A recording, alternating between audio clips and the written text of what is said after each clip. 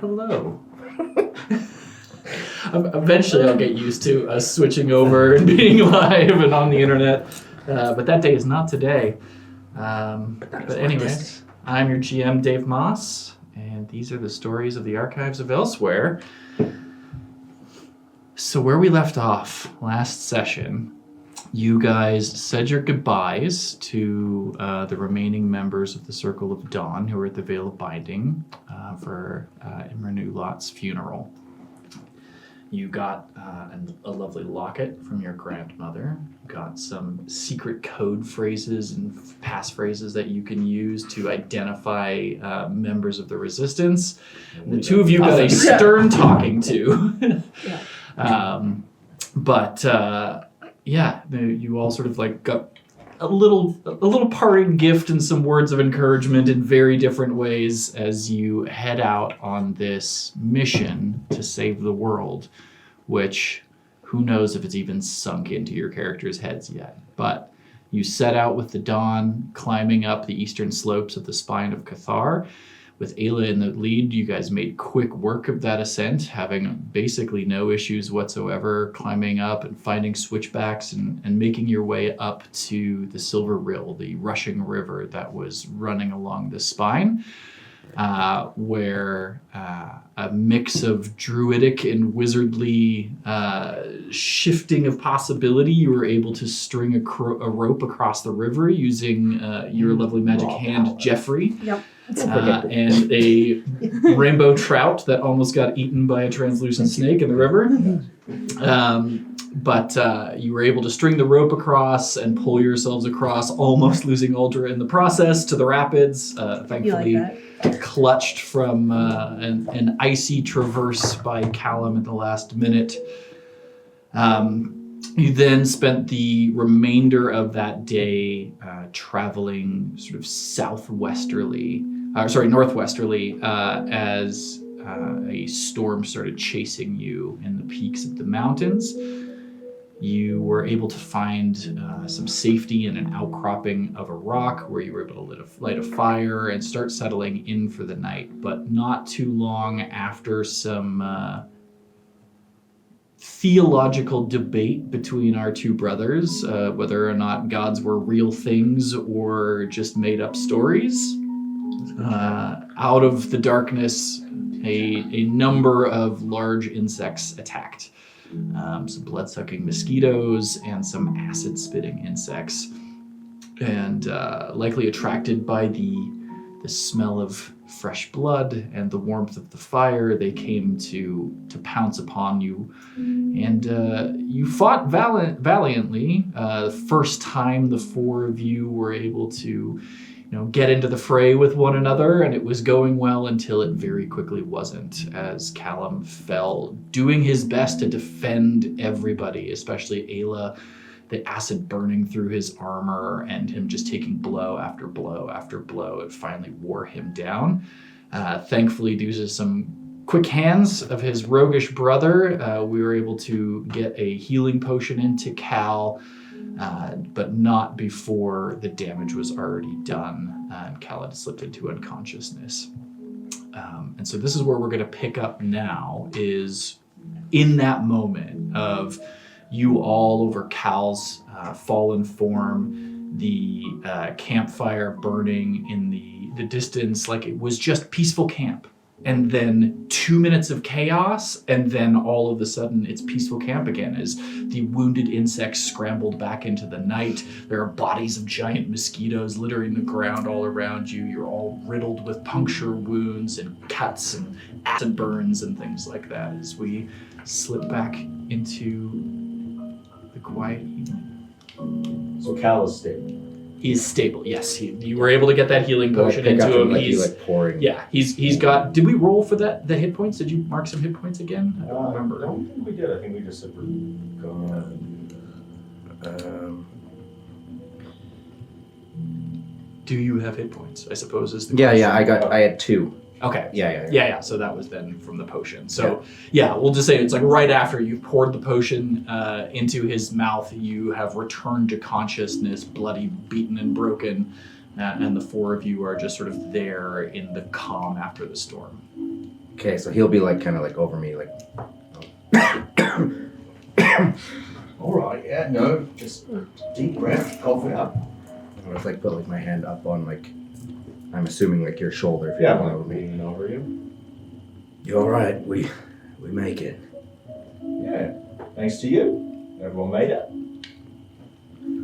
Some things never change, eh? I feel like thanks to you. Well, nah, it's a team effort, right? But you gotta be a little bit more careful there, brother. Well, I mean, yeah, I suppose I should. And I'll like struggle to like my side and then sit up. Well, that sucked, you know. Giant. I get it. Forgive me, I'm a little too hurt to be laughing now. That's all right. And I would like to do mending touch on you if I could. I'd ask if I could first put my hands on you to do mending touch on you first. But yeah, I would like to do mending touch to try and recover. Yeah, it says per long rest. You can clear 2 hit points or 2 stress on them. If you spend 2 hope, which I have. So yeah, I'd like to clear 2 of my hope to try and give you back some of your hit points. Here, do we want to, like what I was saying before, like get a little metagamey and talk like where everybody's at with hit points? Yeah, by all means. Like, again, Yeah.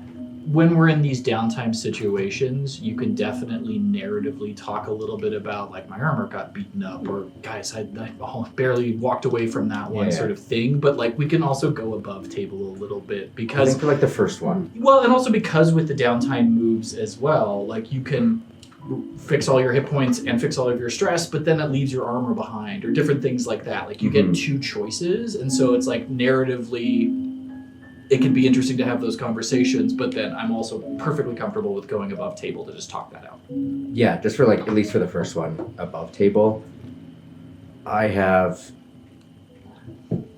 well, I'm all right-ish on stress. Full armor slots or all my armor slots are gone, and most of my hit points are gone. Okay. So my long rest, I could get rid of those 2 things. Right. And then, so I mean, I would take it on stress, but if somebody has like 2 hit points left, you could just get rid of 2 hit points and then they don't have to worry about that for a long rest. Yeah. Because I have mending touch as well, so that's what I was going to ask if anybody has Right. like 2 hit points. Yes. I guess actually, Well, also before we get into that real quick, what does your mending touch look like? I think if she can like put her hand on someone, it kind of looks like their skin like almost warms to the touch, and like just slightly like maybe heats up, like a comforting warmth, not like too overpowering where if she can't put her hands on someone, I think it's just like a slight bit of green comes out of the palm of her hands and like takes over the wound. So yeah. Love that. So also one thing I want to say narratively for you guys at the table, but then also for the audience listening, in Vel, magic works by changing the possibility of an outcome. So in that moment as you're healing, it's like you're reversing the possibility of, or you could enhance the possibility of his bodies to heal, or you could be reversing the possibility of what happened in time. Like, you could play with that a little bit, but Yeah. magic works in the sense of literally warping reality to make something possible or impossible happen. Okay. I gotta roll my prayer dice. Okay. Hey, a 4 and a 2. It's way better than 2 1s. So I guess on that note, does anybody have 4 or less hit points? What do you need 4? That's Like I have 2 left. how many? I have 4 out of 6. So what we could do then? But I can Aldrich. also clear 2 during a rest. It just depends how long. Yeah, but like And then I also, if we both use mending touch, what's your armor slots like? Because you took a couple hits. I have 1 out of 4. Marked. Yeah, so I have 3 left. You really got a lot of the beating. Jesus. I'm like, I don't think you Like mine. Oh, you're Yeah. out of armor. Okay. Yeah. You And I how am about your stress? shielded for Ayla pretty much that whole fight. That's Yeah. right. Yeah, when I kept saying, "Let me take the damage, so I can do my thing." But then the one Yeah. time you're like, no, you can take the damage. So, but that's a wasn't the good thing. first It's one, we're yeah. learning. Yeah. We're learning how our characters Yeah, work. I'm at 4 out of 6 marked for stress and hit points. But I Stress can. for you. I have no stress. Okay. I'm not stressed. I'm at stressed the fuck out. Okay. Well, then you could Yeah. realistically mark off your. Seeing how much hope you have, you realistically could mark off your armor and health. Yeah, I for a can long just do rest. full health, full armor. Okay. And that's all I can do. So I'm I might actually.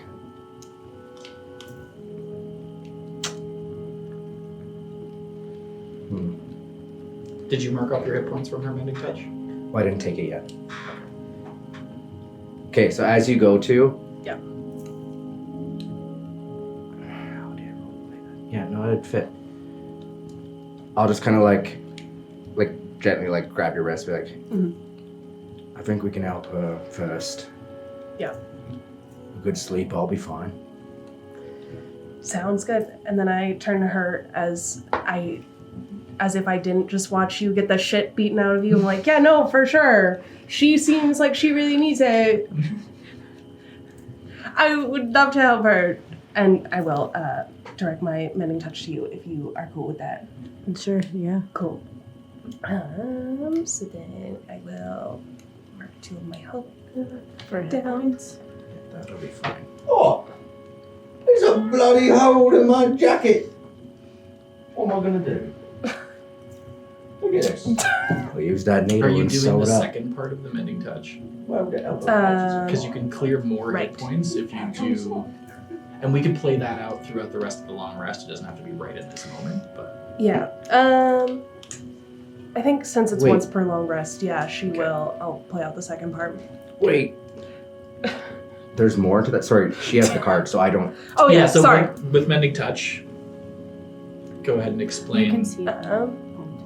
Here, you can also borrow this guy if you want to pass that down. But you can see your difference. Because I have it pulled up on my laptop. Yeah, once per long rest, when you spend this healing time learning something, when you spend this healing time learning something new about them or revealing something about yourself, you clear 2 hit points or 2 stress on them instead. So yeah. Oh, instead of just one. Instead of just one. Then could I retcon that and actually take it? Yeah, I said if we're taking Yeah, a long yeah, rest, yeah. I'm like, watch you Yeah, get yeah, the yeah. shit beaten So- out of you, and then you're Well, like, sorry, no, it's fine. Just like I was thinking of like Yeah. numbers. Fair. Here, you can pass Okay. it back. Yeah. Okay, that's sweet. I just keep moving my hands back and forth. I'm like, no, for sure. Who wants me to touch them? touch me. Okay, I will. Yeah. Then you're going into touch, and I'll Okay. just like nod and be like, yes, please. All right, cool. Then I will do a mending touch on you, and I will do the second part as well, and we can do that part later. Yeah, we can do all the mechanical Perfectly. heals and everything else like that. I will Yeah. spend then 2 hope to do mending touch on myself as well. Okay. But I'm just gonna do it quietly while she's doing it. I'm just gonna like have my hands on myself, and I'm just gonna be like touching my leg. You always loved touching yourself quietly, didn't you? Well, I'm just like laying there. I'm not like feeling myself. But it like the glowing in his ironwood arm, it just like pulses down to his hand. He doesn't have to use that hand, but he uses that hand. Okay. I love it. So we are definitely moving into a long rest. I'm not going to attack you guys again right now. So feel free to take your long rest moves and clear your hit points or your stress or anything else like that. For the audience, if you're interested in Daggerheart, on a long rest, you can relax for a few hours and you get to do things like tend to your wounds and clear all of your hit points on a long rest, clear all of your stress on a long rest, repair all of your armor on a long rest. You can also prepare, and if you prepare with another party member, you can gain extra hope, or you can work on a project as well. So these are all opportunities that you can do, but you only get to do 2. Would I have an ability? It's once per long rest. What was it? Sparing hands, sparing touch. I can just clear 2 hit points or 2 stress. If that makes somebody, if somebody has like 2 stress or 2 hit points left, I can get rid of it, and then you can use like prepare or something if you want. Would that benefit, or can you guys deal with whatever you have? So stress doesn't get marked down on after a long rest? Only if you take the downtime move to clear your stress. So like if you have armor so- slots, you could. Sorry. Go ahead. Yeah, stress, armor, hit points are all 3 different downtime moves, and Right. you can only choose to do 2 of them. Cool. Yeah. Um, But Cal's saying you can remove 2 stress from somebody? Yes, like if you had armor slots that you need to heal, or to heal and do armor, you could do that, and then I could clear 2 of your stress. I do have 1 armor and 3 stress, but I also have Celestial Trance, which allows me to do an additional downtime move as well. Yeah. Yeah, So so we you can get to do do 3. Oh, that's sweet. Elves, baby. So I was like, I could also use that. But then you could also, if you wanted to Short rest. prepare or do Right. something like that, depending upon what your hope bank is like right now, you could also prepare and get hope. yeah, that also works. Okay. Because you and Ayla could also prepare together, which allows you to get even more hope. Because if you prepare together, then you each gain 2 hope. Okay, cool. Okay, cool then. Okay, well then my hit points will be healed from us. Because I had 5 and you did 3 and I did 2. And then long rest, I will clear my armor and stress. Cool. Gil, you're clearing hit points and armor. Do you want to prepare Yes. something? Okay. So Okay. you're clearing stress and hit points, or armor and hit points. Which 2 are you doing? I'm gonna do. I have 2 hit points, so yeah, 2 hit points marked. So I will Clear it. yeah to clear those guys. Okay. And Ayla, what are you doing? Yeah, I'm also tending my wounds and clearing my stress, Okay. and then preparing with Preparing. Aldra. Confirm. All right. What? I hit confirm. So mechanically, we've cleared the long rest aside from my benefits, where I get to get some fear back, which is great. Fear bank. DM can long rest too. I rolled a 3 on my d4, which means I get 7 fear. Wild. 3 plus 0 is 7. DM math, baby. 3 plus, there's 4 of you. You could say anything. And Plus I'm putting up 4 fingers equals 7. I've got the book, I can prove it. Oh, our cameras aren't working now. I even wrote it down on the back of the long rest notes that I've kept for myself. On a short rest, it's 1d4, or on a short rest, it's just 1d4, but on a long rest, it's 1d4 plus the number of players. characters. That's good. It adds such like I was saying last time, it adds such like a different dynamic having that fear. Totally. And to have that much is good. It tells a very compelling story. It does, and the thing that I need to get comfortable with in this game is going to be spending fear outside of combat. Like learning where the right times are to take GM moves and doing that sort of stuff with the narrative. But that'll come. We're all learning here. Okay, so is there anything anybody wants to do? Watches you want to take? Conversations you want to have while we're on watch? I assume you're not all going to sleep at the same time, given that there be bugs out there. Yeah, fuck ass bugs. Cal would sleep first because he's to heal. You need Yeah. to. Yeah, 100%. Yeah. That's fine. Yeah. So why don't you two take first watch and you can figure out what your preparation is. Okay. Yes. Whatever. Do you want to hand wave our long rest? No, you can do it over breakfast. Okay, perfect. Because it's like mechanically, in order for you to get those extra hit points, Aldra has to learn something about you or reveal something about herself. Perfect. So That's yeah. that's actually wanting to check. Perfect. Love that. Okay. So then you and I prepare. You want to go just kind of investigate where the spots the bugs came from? See if they came for a reason or if they were just fucking around. Yeah. Do some preparation that way. Yeah. Cool. Gil, are you gonna sleep? Not right away. I've got to fix my coat and also deal with this trauma that I've just had experienced. So, no, I'm okay. I'm just gonna stare out into nothingness for a bit. Okay. We're gonna go look at the, I guess, the burrow holes where those bugs came from. Why don't you just keep an eye on Cal, make sure he doesn't choke in his sleep or anything. I can Swallow your tongue. do that. You're healing. You're gonna be so tired. He's sleeping Fair, okay. faced out. It was out of care, not Yeah. a jab. I was like, Yeah. what the fuck? No. Just give a shout if you see any bugs. Maybe just say, bugs! Or something like that. Okay.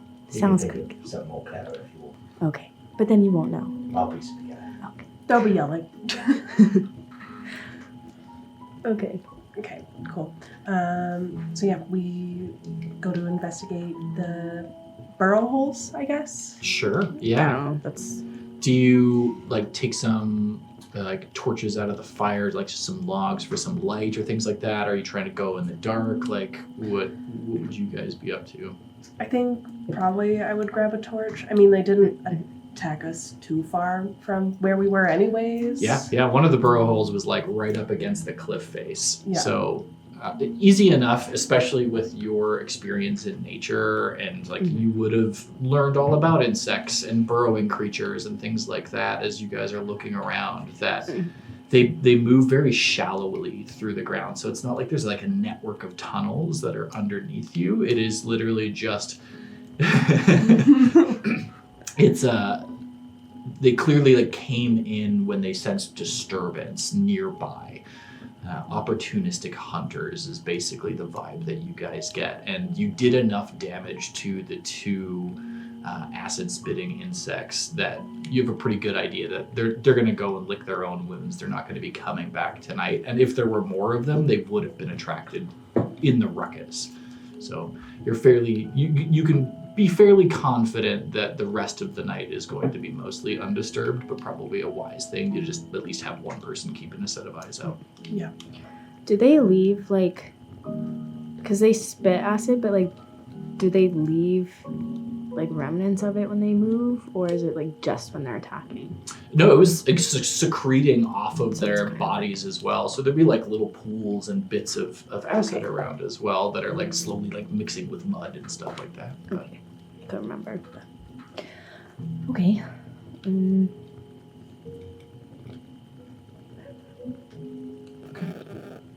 Yeah, I think she's probably just like, God damn What? Trying to get some role play. Social, Sorry. baby. Yeah, I think she probably has like her great stuff and is just like pushing the dirt around. She's like, I'm not fucking touching with my hands. Yeah. okay.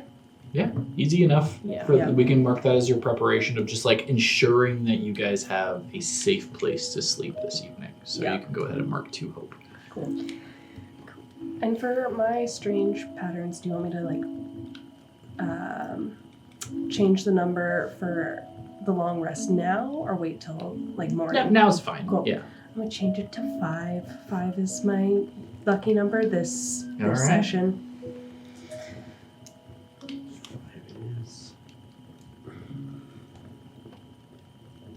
Perfect.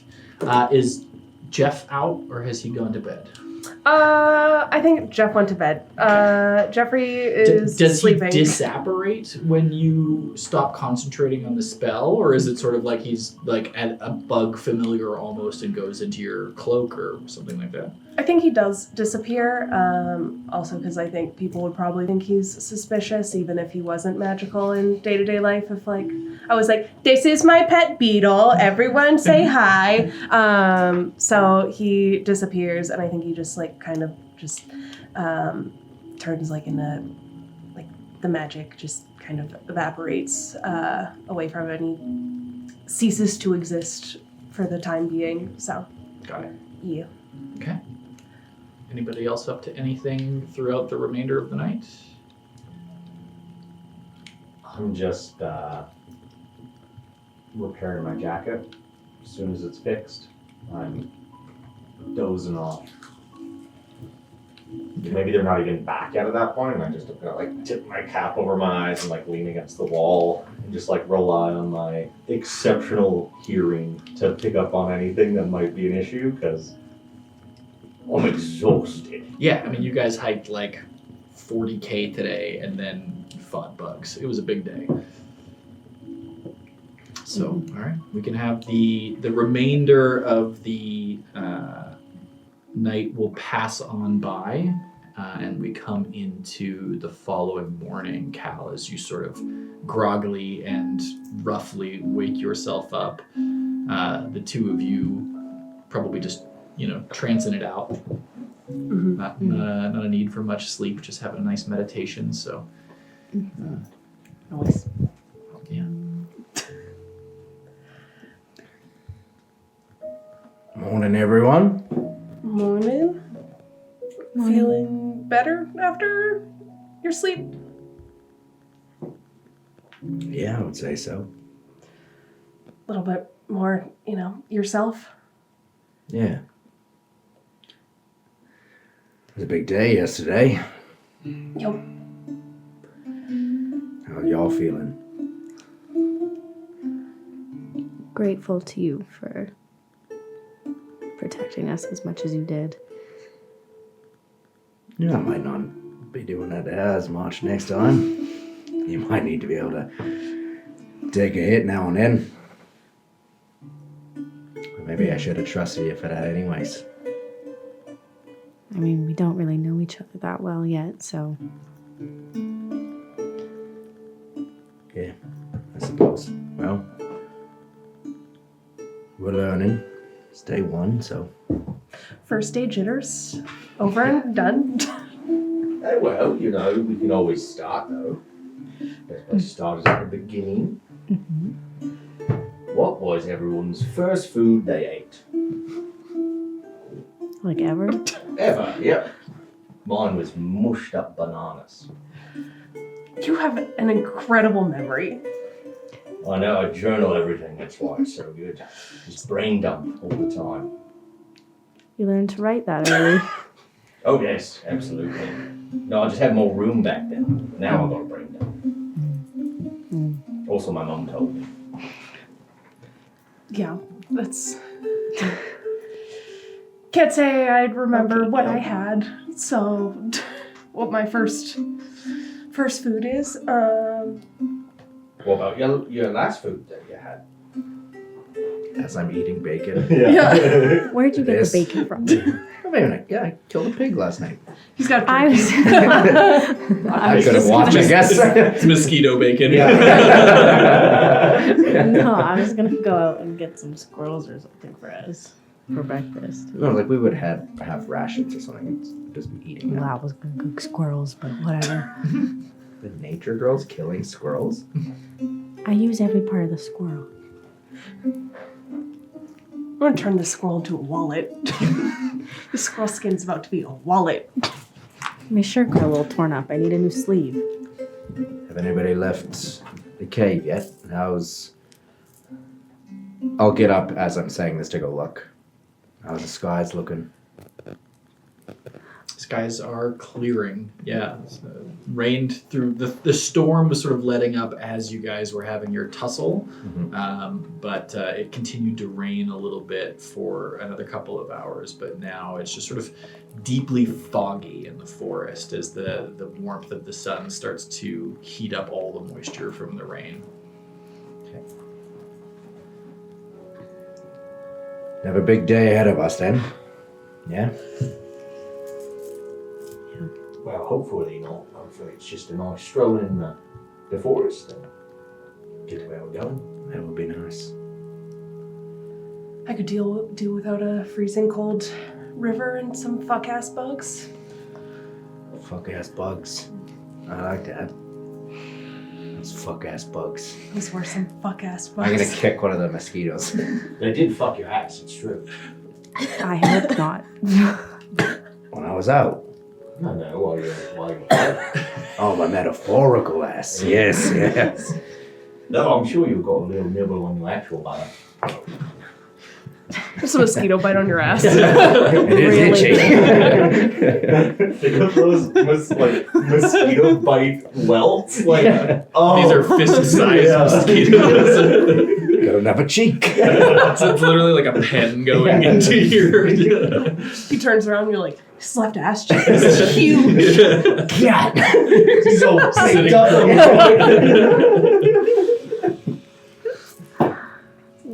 Jeez.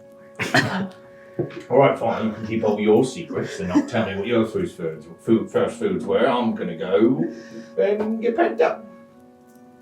Alright. I'm just gonna be pretty quiet. Yeah. He's not super happy. He's happy, but he's not pumped. You're looking pretty pumped to me. Hell yeah. So you guys packing up, heading out? Yeah, I think packing up our shit. Yeah. Yeah, I know, I was thinking that. Yeah, I was like packing up my shit.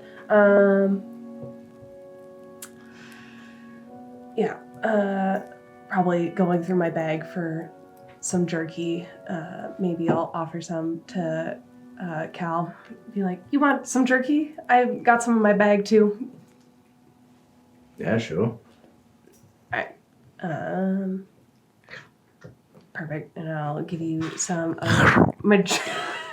We do ASMR on this stream. Please no. Just the long nails. Yeah, so she'll pass along some jerky, and then maybe I'll try and do my second part of the mending touch, the revealing something about myself. I think maybe since it was magical, maybe you get a little bit of like her memory, and I think you get like a little bit of memory of like her like younger years, and it's just like kind of flashes of like screaming and a lot of pain, and anguish, and just like feelings of just like sadness and not very sad and hurt, and you know, those kinds of things. Okay. Yeah, and I think it just kind of So this would have been from last night. yeah, Okay. I think it probably just comes through a little bit, kind of the same way that I was kind of getting like Imran's, or at least I assume it was her message when I was doing my investigation with her letter, of like almost like being able to like almost through my eyes kind of being able to experience it, but being Yep. like, this isn't me, if that makes Yeah, sense. I'm with you. It's like a bleed Allison. over of your emotions as you heal. Yeah. Yeah. No, I'm with you. Okay. Okay. Yeah, so then, okay. That would have been on his mind then today then, too. So with the jerky, I'm just going to assume like we're just kind of like both just like kind of packing up side by side, just kind of quiet. Putting our shit together. How'd you manage to deal with all of it? One foot in front of the other. Just keep waking up and hoping that the next day is better than the last. Yeah. Every day I wake up and I go, today's gonna be the best day ever. And then I go to bed and go, well, it wasn't. And then I go to sleep. Going to sleep always thinking there's always tomorrow. I get that. That's what I was doing. Out on those damn islands for all those years.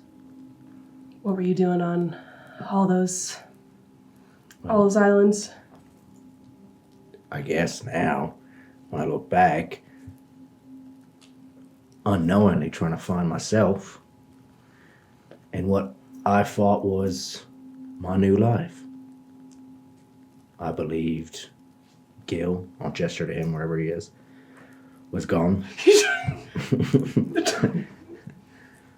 Believed my whole life prior to that was all gone. So I had no reason to go back, didn't want to go live for all those old memories anymore. So yeah, I get that. One day, 1 foot, and then it's on to the next, and next thing you know, 8 years go by and you look back, you're like, I've come pretty far. I don't know about you, but is that similar, or you still carry that? Is that why? I mean, I don't know. I guess I've never asked when I've healed somebody. I've never asked if they get my memories. I mean, I haven't made a hobby of running around healing people, especially since I wouldn't consider myself someone who has a lot of friends, just because I think I'm used to keeping everyone at a safe distance. So I've never really asked anyone if they've experienced that before. So this is also kind of a first for me. Who's it safe for?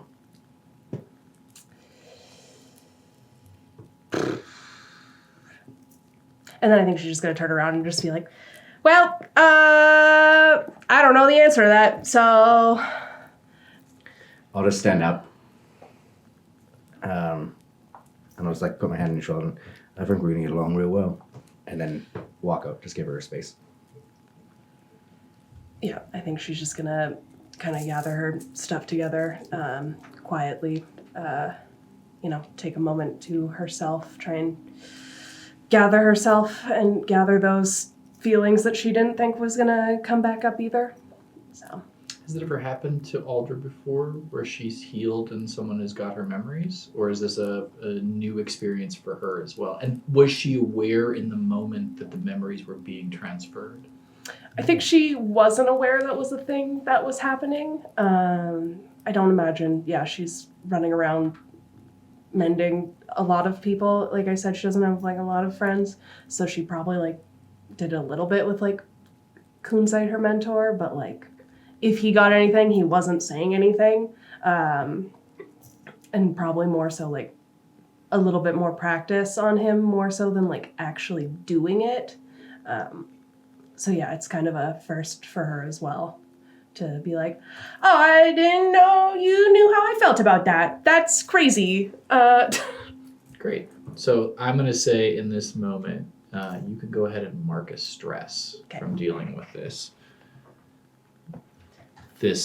You've been hiding your magic for a very long time, and now that you almost feel safe to do it, it's like something extra leaked out. Yeah. It's a little bit of holding it on so tight, and then someone comes to take it off and you're like, no, it's okay. If you take anything, it'll topple, so don't touch it. It's fine. Yeah. I think that makes sense. Okay. Emotion gender. Yeah. She's like, nobody touch, otherwise it'll all fall over. Okay. So you all pack up and head out. I would assume the same walking order. Ayla in the lead. And if Ayla's not going in the lead, I'll go. But just No, I given that we're traversing like this, I'd say yeah. Yeah. Okay. No, I'll stay. So we'll do another group survival roll. So this will be an instinct roll. You can all just roll instinct if you like, or if you want to help Ayla in any other way in order to help her navigate down the western slopes of these mountains. So wait, because you're going to get +1s or -1s from everybody. So. Right. I'm not really going to add anything. Cal's out of his element here. And Okay, the just roll an mountains. instinct. Yeah. 15 with fear. 15. Well, there's no fear oh, for this. so 16 yeah, there's no with my fear. +1. This is Yeah. just you guys are rolling reaction rolls, but Ayla will get hope or Yeah. fear. So a 16 is a +1, so that's great. 24. 24. What did you roll? Instinct as well? Yeah. Okay.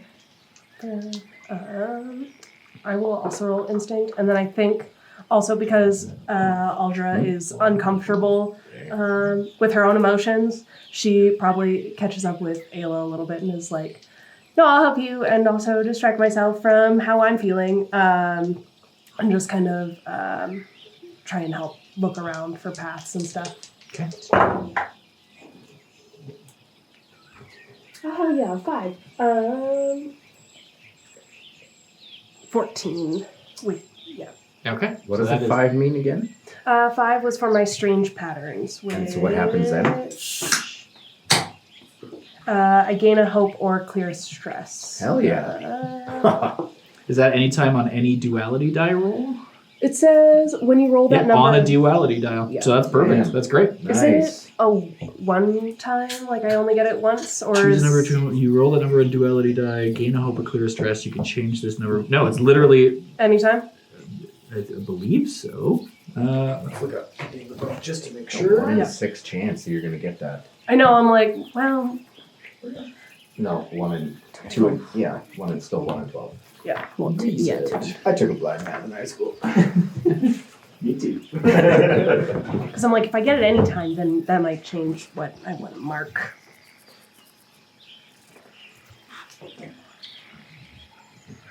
No, Whenever. it's just whenever, Cool as long beans. as you roll that number Nice. during the They kind day. of suit you. Do they? Well, then I'm going to take off the stress that I just got because I also think it makes sense that she would catch up with Ayla and her kind of hanging out with her friend. would Totally, be- it's that distraction and the walk through the woods. Yeah.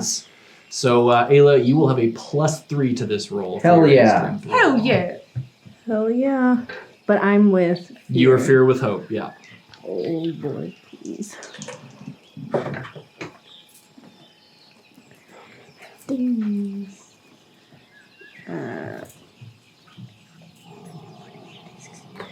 16 with fear. 16 with fear. Okay. It was a 5 and a 6.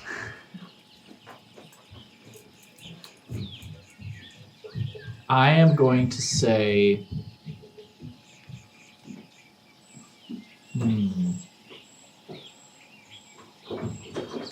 So it's a success with fear.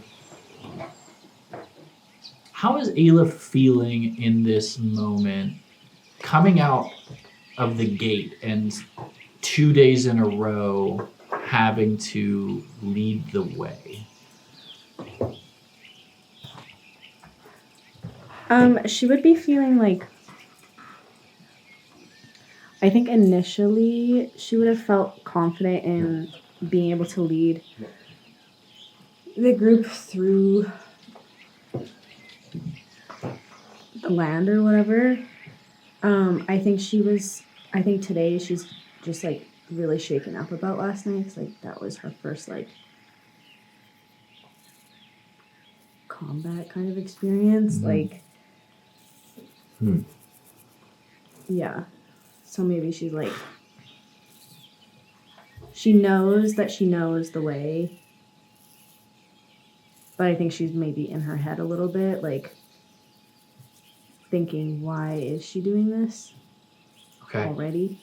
That's a good song. So I'm going to have you mark a stress with that fear then, as you're just sort of like, you're like Aldra is talking to you and she's sort of like being able to unburden herself a little bit in this moment, getting her stress off while you're like so focused on business and on task and everything else like that, that's like normally a walk in the woods for Ayla is a beautiful experience, especially woods you've never been in before.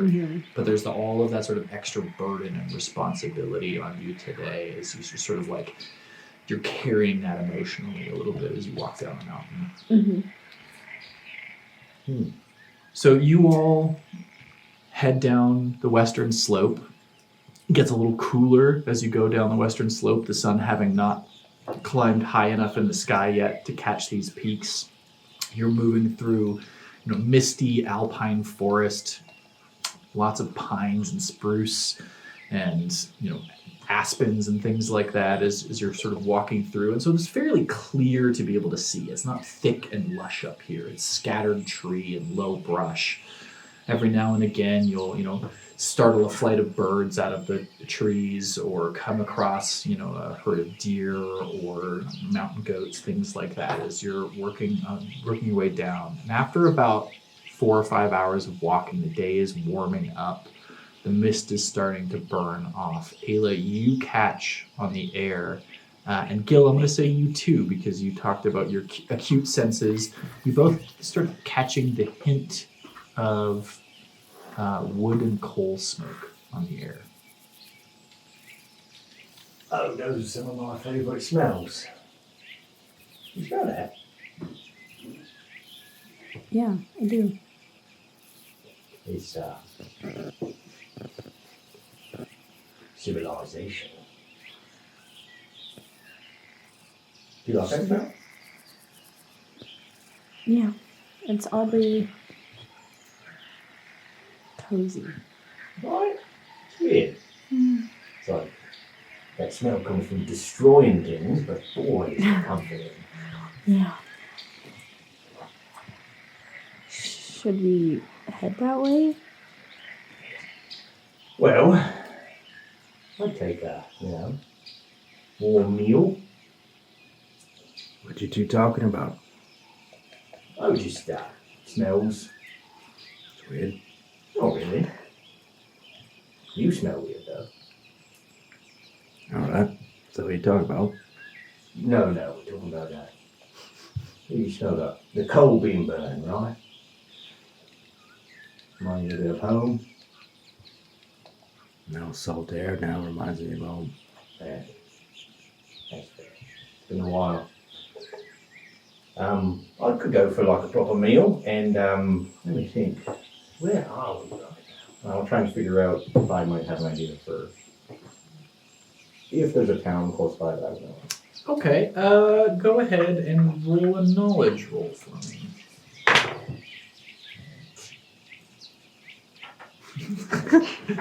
I'm good. Actually, I don't want to know where we are. Gil knows nothing. That was an 8 with fear. An 8 with fear. All right, I'm just going to mark that fear. You have no idea. Like, first off, ever since the rise of the Accord, maps are rare things. Things are being redrawn on maps all the time. And definitely never been to this part of the world before. So you could be descending into anything. It could be a hunter's camp. It could be a village. It could be... who knows? Well, all right. Ada and I have detected civilization ahead. I know we're looking for the flame keeper. The flame keeper. But, I wouldn't mind a little stroll to a city. However, that probably comes with its inherent risks. So if you aren't feeling up to it, that's fine. I'm just picturing fresh bread right now. Pick up some snacks. Exactly. I feel like with the two of you, it won't just be a pick up the snacks kind of stop. Well, pick up a shiny thing here or there, Yeah. right? A thing and a stuff. Is that more important than what we're doing right now? Think of it, Gil. Come on. Time spent enjoying yourself is never time wasted, my friend. At the expense of the world, maybe. But we're also destined to save the world, so there's no way that any of us are going to die, right? We can go check it out, but All right. we got to keep in mind we are on I don't know about a timeline, but perhaps a bit of a timeline. We could take a peek, see what the situation is. See if there's anything useful. Snacks, also. Pocket watches, night purses, heavy purses. If we're going to town, there's no stealing. I'll tell you that. All right, fine. I don't need to be dealing with somebody finding out just in case. It used to be fun. It's only the second day. It's fine. All right, let's go take a peek. And I'm gonna stealth. Are you all stealthing, or is Gil running ahead? I could scout. Yeah, I will not be stealthy. So I'd say you run ahead. I'm pretty sneaky when I want to be. But you can also turn into like an ant. Trust him, he is. He is. I'm gonna let Gil stealth it. You've tripped more than I've seen you be able to walk straight. That's because my shoes were on. And I'm going to take my shoes off as I start to sneak. And you'll notice little cat claws on my toes. Those Do you get on all climbers. fours when you're sneaking? Right, sometimes. Depending on the clearance. Go ahead and roll me a finesse. Okay. And I'd also like to utilize my cloaked feature. Okay. Remind me what your cloaked feature does. Anytime I would be hidden, I am instead cloaked. In addition to the benefits of hidden, I remain unseen if I'm stationary when the adversary, who doesn't know I'm there, would normally see me. Damn. So as long as I remain stationary when I'm noticed, as long as they don't know I'm there, then I'm invisible. Okay. Sweet. And that was a 14 with fear. 14 with fear. Okay, perfect. Big fear table. Big fear night. fear day. Big fear day. I spent it all last time. You guys are just filling me back up. All right, so Gil, you creep out through the woods, maybe about, I'm going to say a half a click before you get a vantage point to see where this smoke is coming from. And you sort of get up on a bit of a ridge line with trees and everything else. You're not exposed, but it gives you a view down into sort of a small valley. 16. Sorry, I forgot to have my modifier. 16 with fear. Okay. You peek down into this valley, and closer to you, you see sort of like in the mid, like in trees and things like that, the occasional like roof and chimney and smoke coming up as there's like sort of smaller homesteads, collections of orchards. There are some sheep pastures and things like that. But what really catches your eye is sort of at the junction of where these two ridge lines meet down in the valley below is a collection of around maybe 40 or 50 buildings, all sort of tile roofed, built out of brick and timber, some larger buildings, smaller buildings. It is a proper town, and carved into the side of the mountain a number of openings and shafts. This is clearly a mining village of some kind. And as you get up here, that sort of smell of coal smoke and timber smoke catches you with the smells of baking bread and, you know, cooking meats and things like that, as the town is probably hitting about midday meal as you guys have been walking for the morning. Wipe a little drool off of my lip at the scent of that bread. The other thing that you notice is between you and the town, currently maybe about 200-300 meters away, is a patrol of 6 figures, armored. A little hard to make out at this point in time, but definitely an official patrol of some kind. I'm going to feel disappointed the moment I notice that. But I'm going to slink in for just a closer look at them. Okay. You slink in a little bit closer, and easy enough as you get closer in. These are insignias and specific types of armor that Gil has seen before. This is a Carnifex patrol. Specifically, 5 what you would come to know as what are called Grey Blood initiates. They are the low rank and file soldier of the militaristic wing of the Accord. The Accord being split up into these 3 wings. There's sort of the bureaucratic and leadership wing of the Synod. The Carnifex is sort of the military and policing force. And then the Volari are sort of like what would pass as clergy, but there's no belief or worship of the voice in amber. Instead, it's just sort of more obedience than anything else. The Volari, Velari. So these are Carnifex soldiers. And again, the Accord themselves aren't outwardly hostile. Travelers are allowed, people can come and go as they please and things like that. So not necessarily an immediate threat.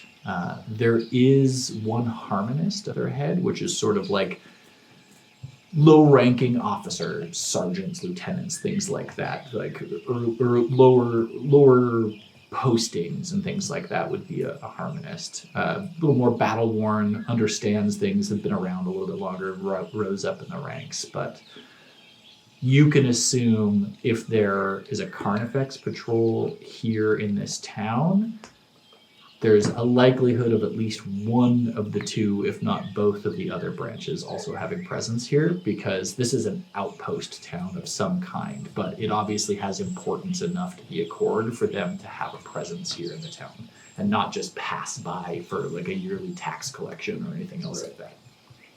Okay. I'll head back to you. Well, lovely little town.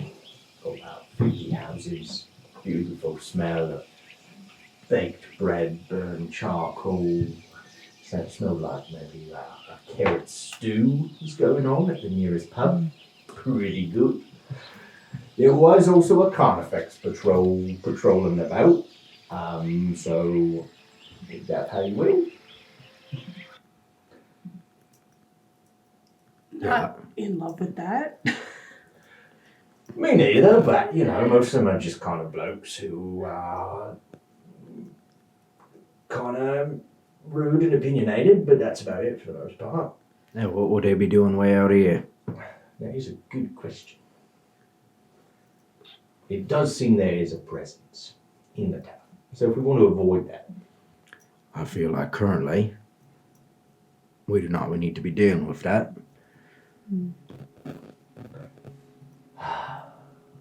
I know you want your bread, but we can get it in another place. Right. I agree. You could even learn to make bread. You could have a sourdough starter on this trip. And look what I have in my pack. Lambus bread. And look, more. I hear one bite can fill the stomach of a fully grown man. I will say, you would all know, being on Vel-Cathar, this is the main continent of the Accord. Anywhere you go where the Flamekeeper might be, there's a likelihood of even more Accord presence. Yeah. At some point in time, you're going to have to get in the mix. It doesn't mean you have to fight them. It just means that, they're going to be around. How much further do we gotta go? How close are we? Are we days away? You don't even know where you're going. Yeah. We all read the same letter, pal. Go west. Is all Well, it you said. didn't read it. To be fair, she read it out loud, or you read it out loud. So It was read aloud. You got the audiobook version. Fuck it, I'm going in. That's right. I'm just going to sign up for the enemy. Yeah. It's fine. There's not paperwork you gotta fill out when you do that. Because, you would also know from all of your time traveling through the islands that, the Accord doesn't give a shit about travelers. As long as you follow their rules, they're perfectly fine. It's not like a no outsiders allowed and you have to register with the office and things like that. People travel. You're allowed to travel. This is not a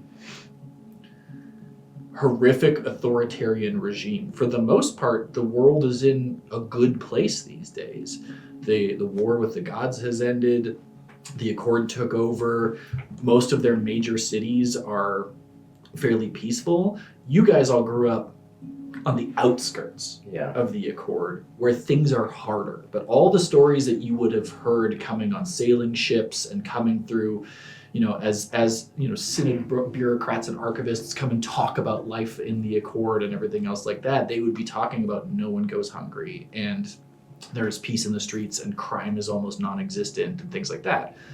Obviously, being part of the underground connected, people who remember the Circle of Dawn and what happened 64 years ago and everything else like that, you don't know how, but you do know that there is a cost to that, but you don't know what that cost necessarily is. But for the most part, as long as you stay in line, life is good in the Accord. I almost wonder if we should just pass through town and look through almost that if they catch us.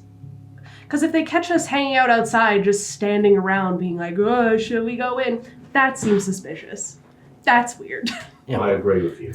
If they catch us all standing. Walking, do we feel like this is the place to be? I don't know. I feel like we don't really know where we're going. No. Maybe we could find out some information. Pick up a regular map? You want to ask somebody in town if they know what a flame keeper's at? Well, What kind of information are you looking for? Because there's really only one question. I've got some ways of asking for said information whilst being discreet. What do you mean? There are. When I spoke to the Fang before we left, she told me some secret phrases that people who are kind of in with us will know. And if they give the proper response, perfect. If they don't, they just think I'm crazy. Yeah, that's fair. Could work. Maybe we also, I don't know, come up with some nicknames for these important people, because we keep running around being like the Flame Keeper, the Fang, I like that. Mm. That's good. Because if we need to talk about it somewhere that's a little less ourselves, it would be nice to be able to talk about it and not be like, so-and-so, that guy. That guy we met one time who was 7 feet and really scary. He was a peach. I think He was great. Very sexy. 2 things can be true at once. All right, well, that's a great idea. I think that's an excellent idea. Yeah. What if the Flame Keeper is instead called Hottie in the Corner? That's crazy, because if there's no corner, no, just like a name. What about Hottie Toddy? It's a beverage. What about just like Aaron? Well, that's boring now, isn't it? It's supposed to be, so it doesn't raise suspicion guilt. Our friend Dorothy and Sarah. all right, fine. We'll do it the boring way. We could all be friends of Dorothy. I'm going to name the Fang because the Fang is the person I talk to the most. And the Fang's name is going to be Alan. Alan it is. Alan.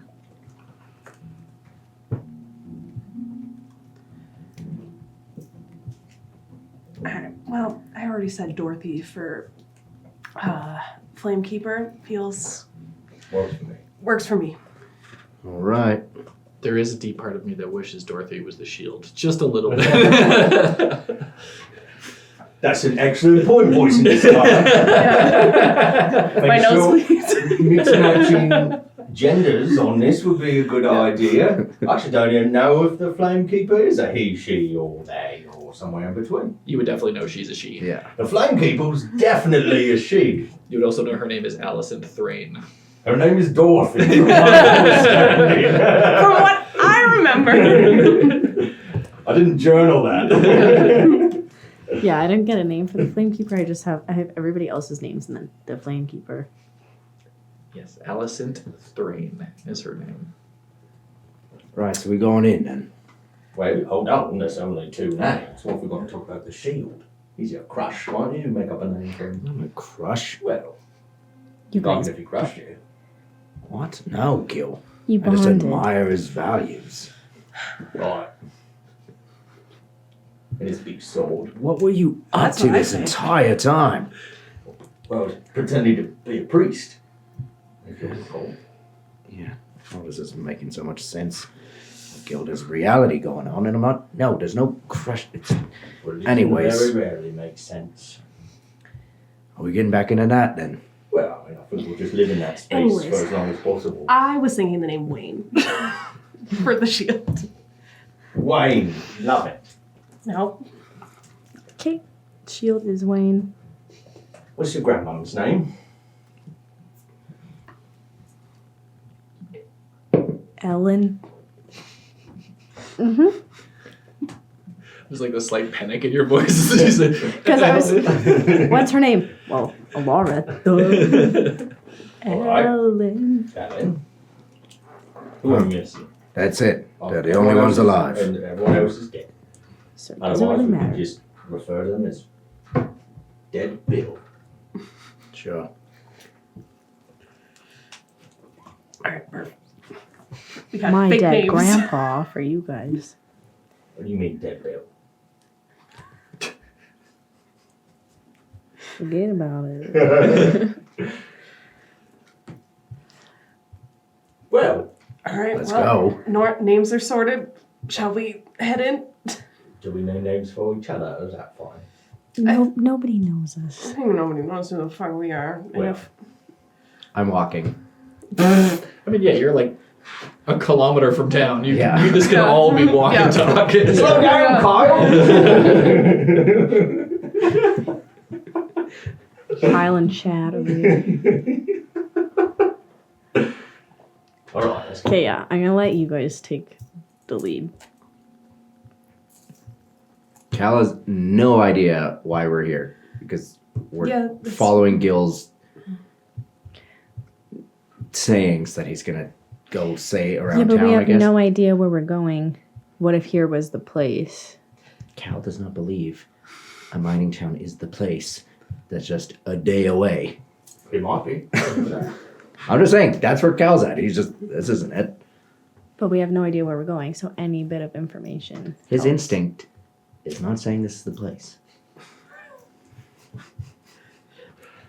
Here I go. Yeah. Into town.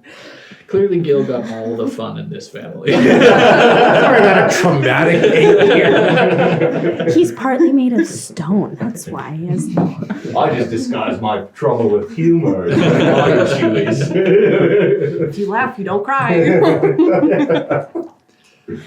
All right, so you guys start heading down into this valley. Eventually come across like a bit of a hunting track where your travel gets a little easier. It's the first time you're not just like moving through like brush and tree and forest. Start passing by, again, like these sort of homesteady homes that are on the edge of the town with pig pens and pastures for sheep and washing on the line. You see it's mostly a human population, but there's, mix and matches of other groups of people that are here. And as you get closer and closer into towns, like people start sort of noticing for travelers as you step out onto the road. And there's sort of like nosy small town folks that are like, what's going on over there? And just sort of watching you go by, but not interfering in your business in any way. And The sort of mud track eventually becomes a little bit more hard packed. The occasional old cobble in the road, but it's mostly just a cart track. And you start getting into clusters of more houses. And these are brick and timber. They are very humble. This is clearly not a booming metropolis. This is people live here to work the mines. And most of them probably spend their entire lives in this town. Eventually, you start getting into cross streets and alleyways, and there's the occasional business and a little general goods store. And there's like a sort of market row with stalls that are set up where people are selling, there's a potter that's selling clay pots, and there's, a weaver that's got baskets, and just sort of all of that sort of pastoral kind of business that is laid out in that. You pass by at one point in time this sort of interesting looking, almost grand building in a town that is very, very simple. It is entirely built of brick with a slate tile roof, and the symbol for the Accord has been burned into the double wooden doors, burned over a symbol that is almost impossible to read. This building has been repurposed at some point in time, which any of you who have ever been in a major city would immediately clock. This used to be a church or temple of some kind that has now been repurposed as an Accord building of, bureaucracy instead. They never tried to hide that the gods existed, but instead took what was of the gods and made it of the Accord instead. You sort of come into a village green in the center of town. There's, it's still sort of scattered. There's a lot of people who seem to be heading back up toward the mine at this point in time. They've come out for their midday meal and they're going back to work. You're clocking sort of more looks and stares and things like that as you walk into town. Are you guys looking for anything in particular here? I'm going to ask Ayla. Did Ellen ever say what Dorothy looked like? Did she? Your grandmother would have talked about the Flamekeeper and all of her friends at some point in time. Allison was a fawn. She was... Her fondness sort of came out more deer-like. She had 2 small antlers, which makes sense for her symbolism of the burning stag and everything else like that. She was, at your grandmother's last memory, a woman who was probably, in appearance, somewhere in her late 50s, early 60s, but she's much older than that. Her magic helping keeping her alive. But she also talked about how Allison loved to use her magic for disguise, and could look literally like anyone. When you're a powerful wizard, Yeah, why not? why not? Mm-hmm.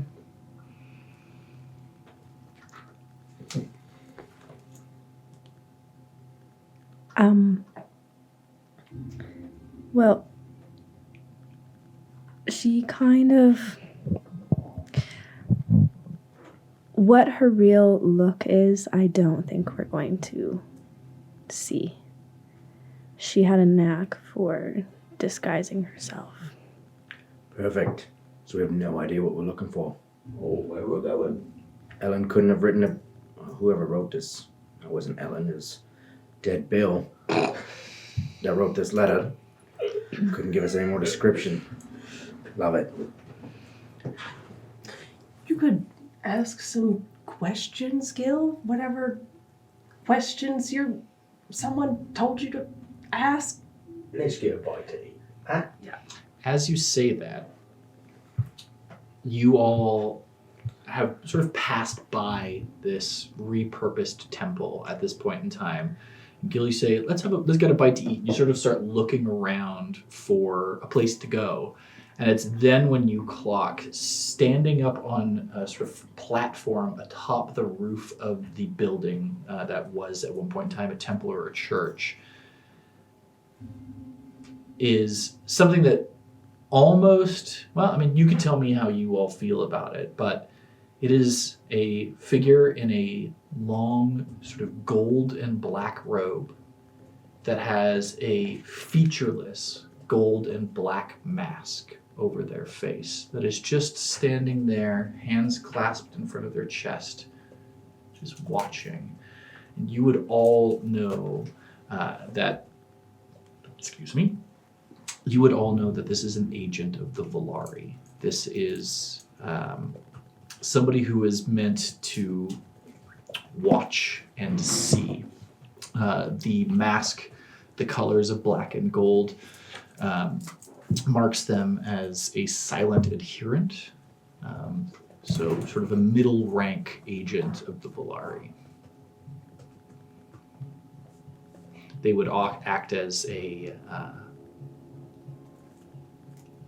sort of a town, a person who helps the soul of the town and who also takes confession, and confession in the Accord is snitching on your neighbors. Somebody who is not doing what they're meant to be doing.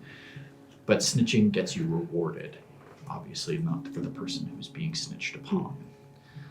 But they are sort of watching, and Gil, as you look around, the sort of featureless black mask just clocks you and the head just tilts just slightly. And I am just going to, in like my most casual way possible, as like any sort of good citizen would, I'll just give and I'll turn and I'll head off in a direction that I smell bread. And I'm gonna try and be as like unfazed as possible. Do you mention anything to the rest of the group? As I just turn, I'm like, come on, I'm hungry. Okay. Yeah, I'll follow. Follow after. You all start following after, and it's not too long until you come across, very obviously, a tavern. A sign out in front, sort of hand-painted. It's weathered and worn. It's been probably repainted dozens and dozens of times, but just marks it as the Cracked Flask. A simple wood and timber and brick building that's almost like pushed up against a cliff face, and is significantly larger than a lot of the other buildings here in town, and so also probably a repurposed building of some kind. Are there any, like, agents of any of them in there? In the inn? In the tavern? Yeah, so you go in and you have a quick look around. It's pretty empty in here right now. There's not a lot of people, as the midday meal is sort of moved on for anybody who didn't eat at home and would have come here for a meal. There is a ribbit bard, so a frog person bard that's just sort of like lazily plucking at a lyre in the corner because there's not really anybody to play to, and so they're just sort of like fiddling with their instrument a little bit, trying to figure out a song. They're sort of like almost like leopard spotted frog skin, long fingers with suction cups on the end, just plucking away at the lyre. There is a fawn barkeep behind the bar, but they're more bighorn sheep, so big curled ram's horns, the sort of shock of curly white hair on his head.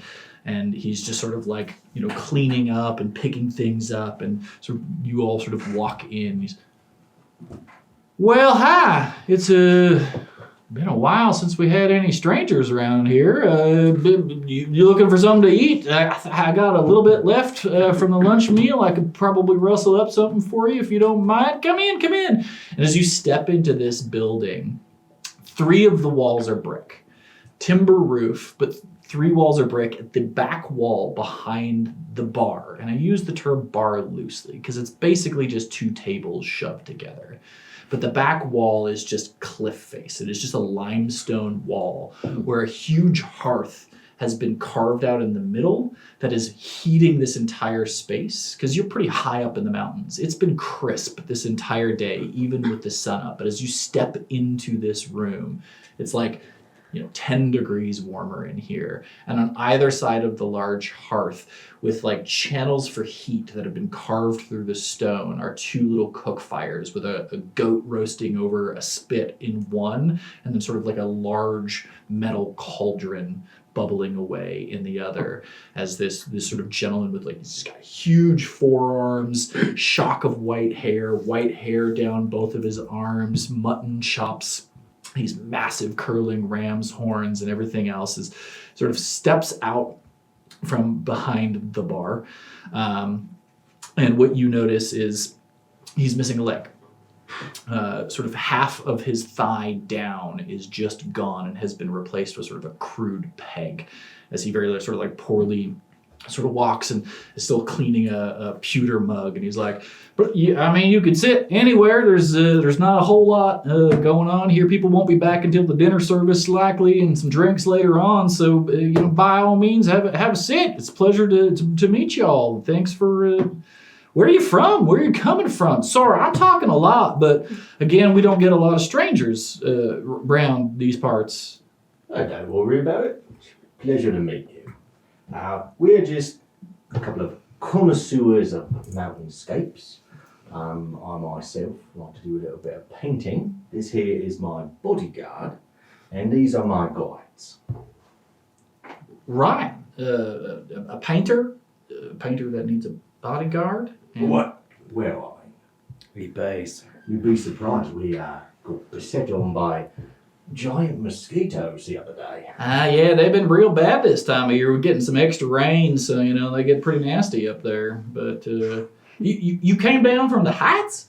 That's right. Yeah, it's the best view for painting. Wouldn't know anything about that, but I'll take your word for it. Yeah. Well, come, sit. You're starving. I love you got a fresh loaf of bread or anything? What I mean, Maybe some stew to dip it in.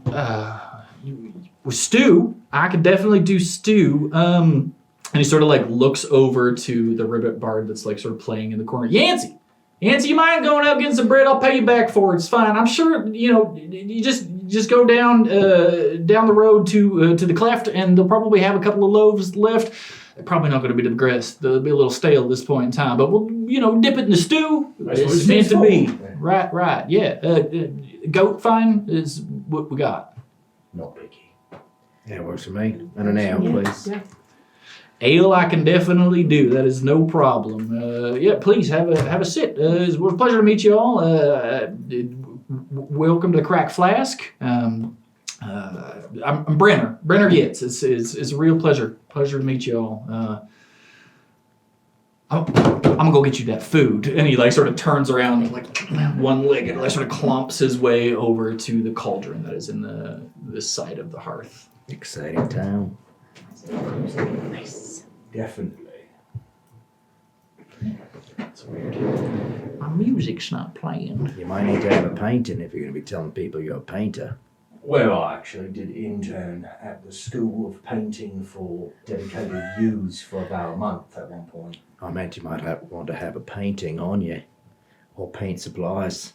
Oh no, I've got one. It's alright. I'm coming now. I've got a photographic memory. I just need to see the view and I can pay you back on my I don't studio. care if you can paint it, Gil. It's for them, whatever. This isn't worth it.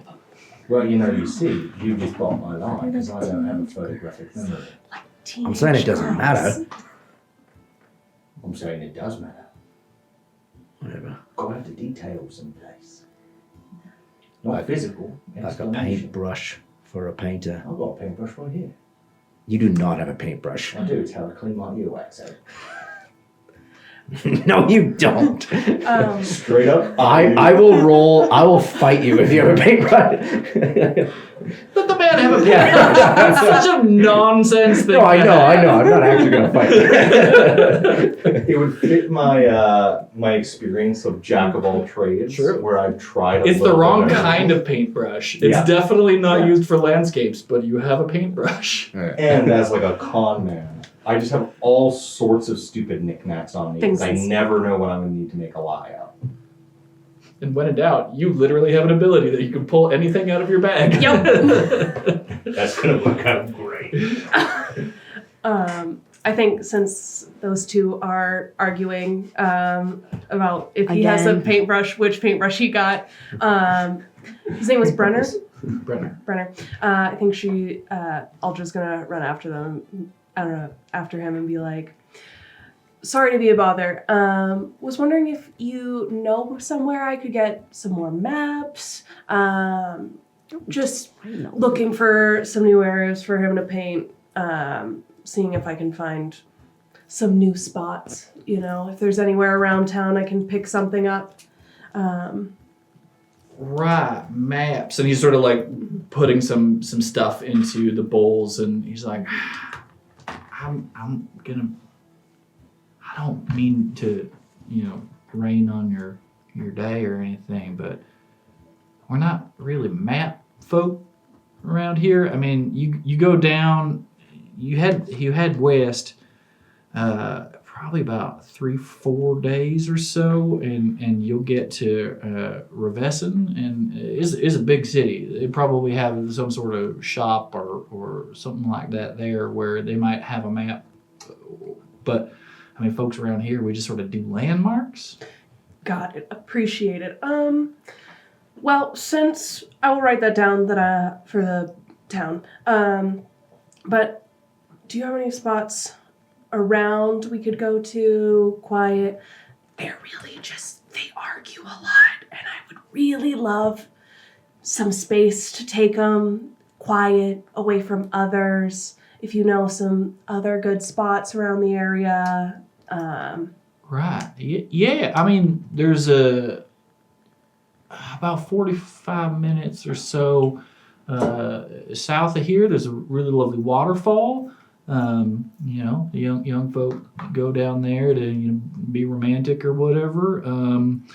Obviously, if you came down from the heights, like that's the best views that you're gonna get. But anywhere around here, around sunset, as the sun is setting, the peaks all light up, all nice with the glow of the evening.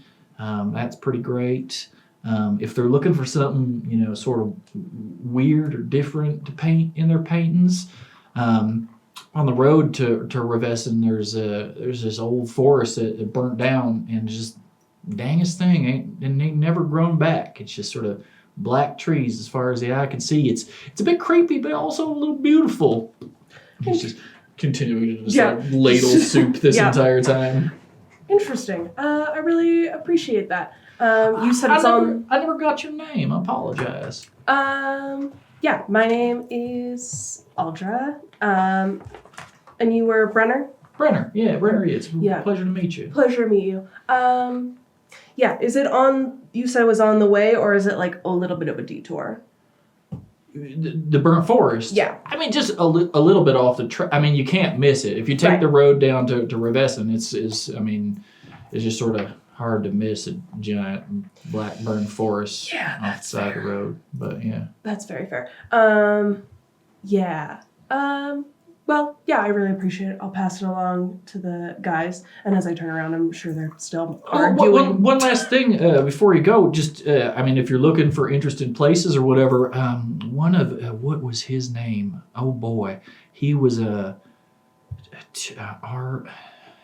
Aramist? No, that's not it. An archivist. He recently came to town. We've been having this problem with one of the mine shafts, and Archivist Ale.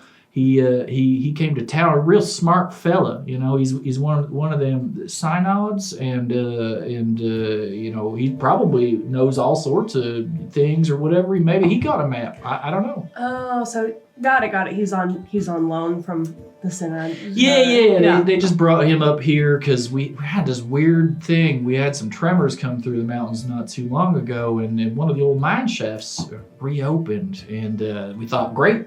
It was a particularly fine vein back in the day before it had a collapse. We sent a few folks down there though, and they came screaming bloody murder out of there, saying there's something down there, and they definitely don't want to go back out. So we wrote a letter to the city, and the city sent this feller out, and he's gonna do some investigating or something. I don't know. Wild. It just opened back up? Yeah, dangest thing. Like, not usually if we have a mine shaft collapse, we just sort of write it off and you dig a different way. But this one's been closed probably 20 years now. Actually, he sort of like clocks his leg and he's like, I lost my leg in that collapse, and now dang thing's right open again. Well, sorry for your loss. Huh? I started a bar, you know? You just got to find a way to keep yourself busy. Very fine bar. I appreciate it. Thank you so much. Yeah, I think she's gonna take that information and then be like, do you want help with the soup carrying it? Yeah, if you want to take these back to your friends, I'll get your beers poured. Yeah, and then I'll grab the soups and head back over to my friends, and so I can pass along the information I just learned. And that's why you always got to make sure you're carrying a broken sextant. You just sitting I there. have been sitting here like this. So is Cal. Headache. Oh, right, fine. It's lost on you, I swear. Doesn't just get exhausted. It's Did you always get any trying to do information from something else. And be I did something get some else. information from Brennan. Where's Gil? We can talk. Everywhere. Can you guys stop for 2 minutes? All right. Is there other people here, or is it like No, just literally, us? you've got the place Oh, to it's yourselves. just us, It so is if- just you guys and Brenner, and very quickly coming back in on sort of like every third step is a hop. Is Yancey, as he was named as he came around. He's sort of like coming back in. And he's got 2 small sort of loaves of bread. He's just like, this is all they had. So I'll just. He puts it down on your table, and he's sort of like. Doesn't seem like he would fit in here. His clothes are a little bit finer. His instruments are quite nice. He's got a sort of like silver torque around his neck that's sort of split in the middle so he can put it around his neck. Very wide, froggy neck. His like skin is smooth and soft. Like, this is not a rough, small mining town kind of entertainer. But obviously on a first name basis with the barkeep and everything else like that. Brenner, are they paying me? Are you paying me? And Brenner's like, I'll pay you. It's fine. Don't worry about it. They're gonna pay me at the end. It's it'll all work out. And they sort of like go off and have a small argument about the coins that he had to pay for this bread. Cool. So they're off bickering. You all have a Cool. bowl of stew, some crusts of bread, and some very dark ale. Perfect. I think as we're sharing stew, I will. We're not turning this into an ASMR stream, damn it. D&D mukbang. Next time I will bring stew. Look, there is a particular campaign frame for Daggerheart called Beast Feast, which is basically dungeon meshy. We could have just played that if you wanted a mukbang. I didn't know it was an option. We all get a hot pot in the middle. Yeah, and I think she'll come over and, as we're eating, share the information that she has just picked up, but also sharing it in a way where it's like the way that he just told it, being like, oh yeah, and then he said there was a really great spot for painting. If we go down the hill, there's a town that way, and also on the way to the town, there's a burnt down forest, which could be great for painting. And yeah, so she just telling them all that she just got. Yeah, just sharing the information with them. Well, those neck trees sound promising. Dorothy does love her fires. And for it not to have grown back at all. That's a little. It is strange. Mm-hmm. Could be interesting, and it's on the way to the town, which, could pick up some stuff on the way. He also mentioned that there was apparently a mine shaft that just opened up, and they sent a guy to come investigate it from the Synod. He's just come to check it out, so that might be something to keep an eye on or out for. Sure, Holly. Definitely. I'm just gonna, completely intentionally, but as subtly as possible, spill a little bit of stew on my white shirt. I'm just gonna go, oh, That sure does leave a stain, doesn't it? I'll take out my handkerchief and kind of wipe away at it. Okay. Just gonna stare at you. Yeah. You all dress the part, you know? If you look like a slob, people treat you like a slob. Yeah, right. You wouldn't know that because you look fucking great all the time. Except for his one ass cheek. All of the perks, I guess. Except for his one fat ass cheek. Right, I mean, I don't know if we really need to be checking out a mine shaft. Yeah. I'm less concerned about the mine shaft and more concerned about the guy looking at the mine shaft. What do you think, Ayla?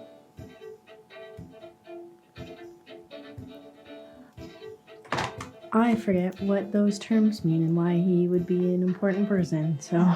So an archivist is a member of the Synod. So Which is what, again? part of the sort of leadership and bureaucracy wing of the Accord, but also like it's like universities and governance is the Synod, military and policing is the Carnifex, and then all matters of the soul and following the teachings of the Voice in Amber would be the Balardi. Okay.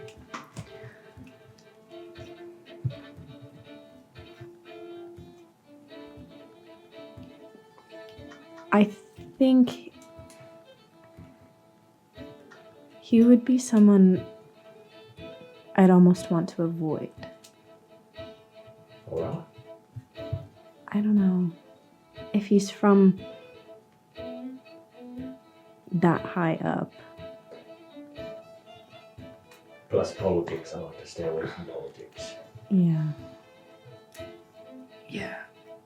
Could be, easier to just pass by. Exactly. Mm. You might ask me if I'm right wing or left wing. Don't want that. You don't even have wings. Exactly. That's one thing I can't make up.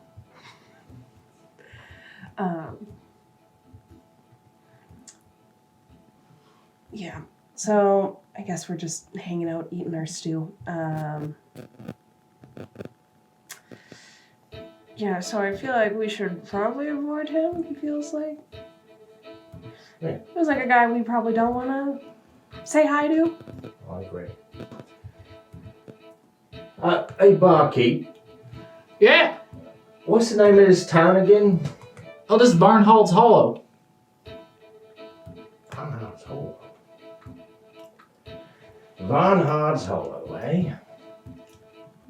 Does that ring a bell for me? As far as my newer guy feature goes? It is a place that you had heard of a long time ago, lying atop probably one of the largest women that you had ever met in your entire life. A short-lived tryst and fling with another criminal. And she talked about this town that nobody's ever heard of called Varnhold's Hollow, where the mine seems to never run out of ore. And she thought that maybe one day she'd go there because she'd be able to run the biggest smuggling racket that you ever could. Because if a mine never runs out of ore, well, people probably don't count as heavily as they would in other places. Oh. Varnhard's Hollow. Aye,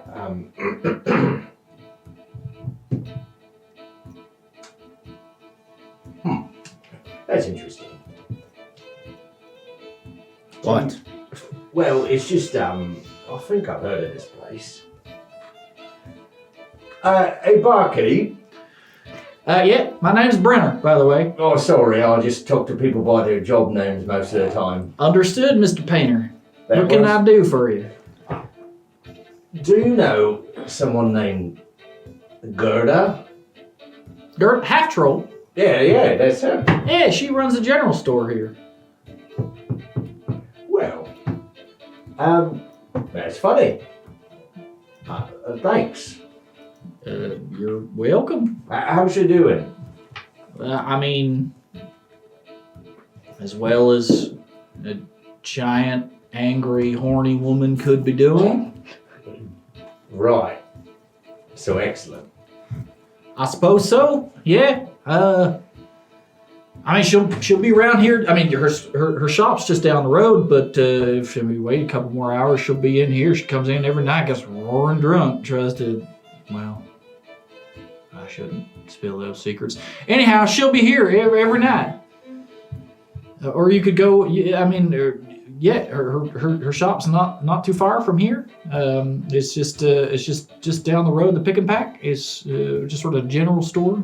Well, thank you. Depending on how the rest of our dinner goes, maybe we'll stick around for a few more drinks. Maybe we'll head out. Yeah, I mean, settle your tab. You can go anytime you like, or keep on drinking and build that tab up.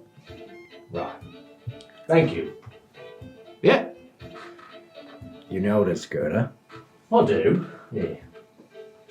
Can she help us? Possibly. She's, well, we used to be a bit of a thing, you see. I do see. Back when I was doing some work for some other people, we came into relations, and well, I found her to be a bit much. So I joined into a cheese rolling competition on another continent. As you do when things aren't going well in a relationship. Well, exactly. And I haven't seen her since then. Skip down. Very resourceful individual. And you think she'll know some of your slang that you're going to be asking people? It's possible. Right, well, shall we then? All right. Should we wait till she comes here at night, or should we go see her? Not if she's trying to be getting drunk all the time. Well, I mean, that can usually, it can be positive or negative. If she sees you, is she gonna try and chuck an axe at your head? Or you think that she's gonna be chill about seeing your face? Do we want to run into her sober, or do we want her to be drinking? I think it could go either way, really. I just am going to make sure that I've got to utilise my cheese rolling skills if she asks me to show her what I learned. Fair enough, I guess. Barkeep, Yeah. do you have a wheel of cheese? No. Right, perfect. Thank you. You might be able to get one over in the cleft. It'd be goat's cheese or sheep's cheese, if that's all right. No, that's fine. I just wanted to make sure you didn't have the resources. Okay. It's unconnected. Don't worry about it. I used to paint food. Right. Okay. Listen, I barely. And you could just watch him trying to do the math in his head and failing miserably to do it. Listen, I barely understand what he says half the time. It's fine. Don't try and wrap your head around it. I don't. I can get him cheese. Is that? I'm really not sure if he even wants the cheese. I don't know what he wants. It's fine. Just pretend you don't see him. It's fine. I can't pretend I don't see him. He keeps shouting at me. That's fair. He can be like that. Cal's going to stand outside. Okay, so you step outside, and what the first thing that you see is there is a small gathering of people around the center of the village green, and standing in the middle of the green on a sort of raised, just boxes, it's not even this is a temporary sort of platform almost, is this tall, lanky, reedy, long nose, bushy eyebrow, incredibly tall ears, long-fingered elven man wearing a sort of almost black suit with a golden tie, and he's just addressing the crowd, and you sort of as you step out, you sort of catch him mid-statement, and he's just And I assure you that we will be able to clear up the mine shaft in almost no time possible. We will put together some work crews. It is in the last 2 days of my investigation. I believe it is a Godwake event. There's some sort of residual leavings of the divine that our gracious voice was unable to clear as he was unaware of its presence. But we will clear it out in no time at all, and your town will be safe and clear once again. And then I will be able to go back to my university and get a proper bath. Anyhow, that will be all for today. Thank you for your attention. Spread the news. And then he just turns around and steps down from the boxes. How far away was this? Maybe 40, 50 feet away, like a small village. I'll have green. stepped up closer. Yeah. And then as people are walking away, I'll just approach, I don't know, a couple of guys or a couple. It's traditional gender roles, sadly, here in this town. It's mostly women who are sort of gathering around. There's two sort of elderly dwarvish women who are having a conversation as you sort of step up to them. You so much taller than them. you sort of overhear them being like, well, I hope they sure do get that thing sorted out right quick because, I heard they went down in that mine and there was ghosts and goblins down there and I don't want any of that. Ghosts and ghouls, this is a bad sign for the town, so we got to clear that out. It's a good thing we got the Accord here. That archivist, he knows what he's doing. Hello, sir, can we help you? Ghosts and ghouls down in the mine shaft. Yeah, that's what they said. It's some sort of, mine opened up and they said all the miners that got trapped down there, their spirits are haunting the mine. And so, it was a great vein. So if we can get it back and cleared up again, then by all means, we want to get it cleared up and get back to work. Sorry, ladies, I must have missed the beginning of this. Did they say they're clearing that up then? Well, they're going to put some work crews together Oh, and send some of the men down there to go and clear it up. I had no idea what a godwake is or anything else like that, but that's why we sent a letter to the city so we could have them clear all of this mess up. Because the last thing we need is ghosts around these parts. We got mine is hard enough business as it is without having to worry about getting the pants scared off you. Ghosts and godwakes here. That's a lot of action for this place, eh? Most we've seen since that mine collapsed 20 odd years ago. Wow. Sorry, I if you don't mind my asking, it's like young or just older dwarvish woman, sort of permed hair, apron, that sort of thing. She's sort of looking up at you with sort of wide dark eyes. She's like, "You're not from here." No, I'm from the islands. I don't know what that is, but what brought you here of all places? I'm a bodyguard. The painter's inside. He's A bodyguard for a painter? Yeah. That must be a pretty easy job. Last night I was fighting mosquitoes, but other than that, it is pretty easy. He doesn't really... he's got a bit of a mouth on him, so... I imagine he's going to get himself in trouble, but... I heard artists got big heads. I ain't never met one except for the one that carved the statue here in town of the voice. He wears a top hat, I imagine, that's to fit the rest of his head in there. Yeah, they do put on airs. So you got a godwake and ghost in the mines, and you got a forest that won't grow back. Oh, yeah. That forest not grown back for, since before I was alive. I was a little girl and that forest was still burned. It's 30 years then? That's very sweet of you. No, I was, before. Oh, so wait, yeah. Right. Well, that's wild. That's strange, isn't it? Yeah. Well, maybe that's one of these god wakes things. Who knows? Maybe. I imagine I make a pretty picture then. Not too far from me. Yeah, about 2-3 hours down the road towards Revessen. All right. Is there any nice mines then? Not the godwake one. Any nice ones that maybe you could paint a bit of ore, or look at a couple carts going in and out, showing a working life, Yeah, I suppose if you're not from here, the concept of a mine might seem nice. You go, she sort of like points up the slope a little bit. The deep gate's up there, so sort of entrance to all the different shafts and things. That's where the carts would come in and out. You know, the folks go to work and come out of work, and the ore comes out and then gets put in warehouses and then shipped other places. Understood. Well, I hope hope this town gets that mine shaft sorted out, and I appreciate your time, ladies. Yeah, well, pleasure to meet you. I'll no hat to tip.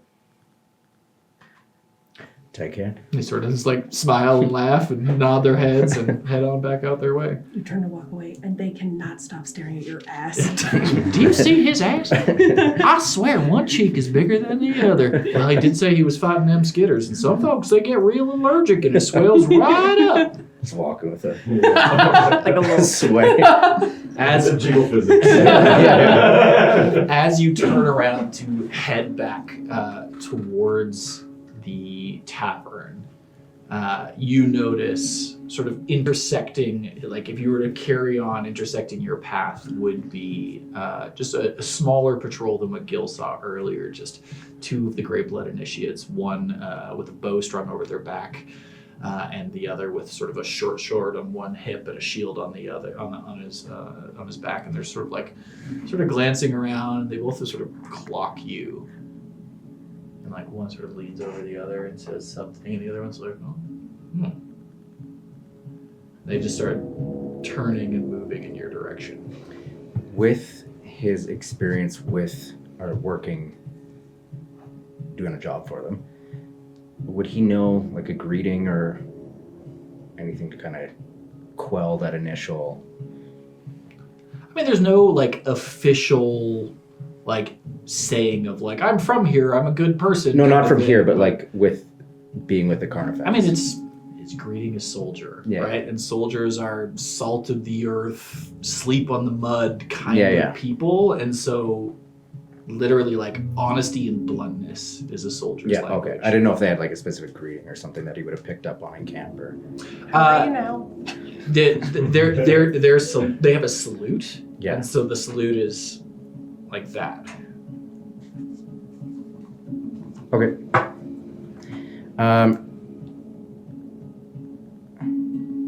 Yeah, he's just gonna keep walking.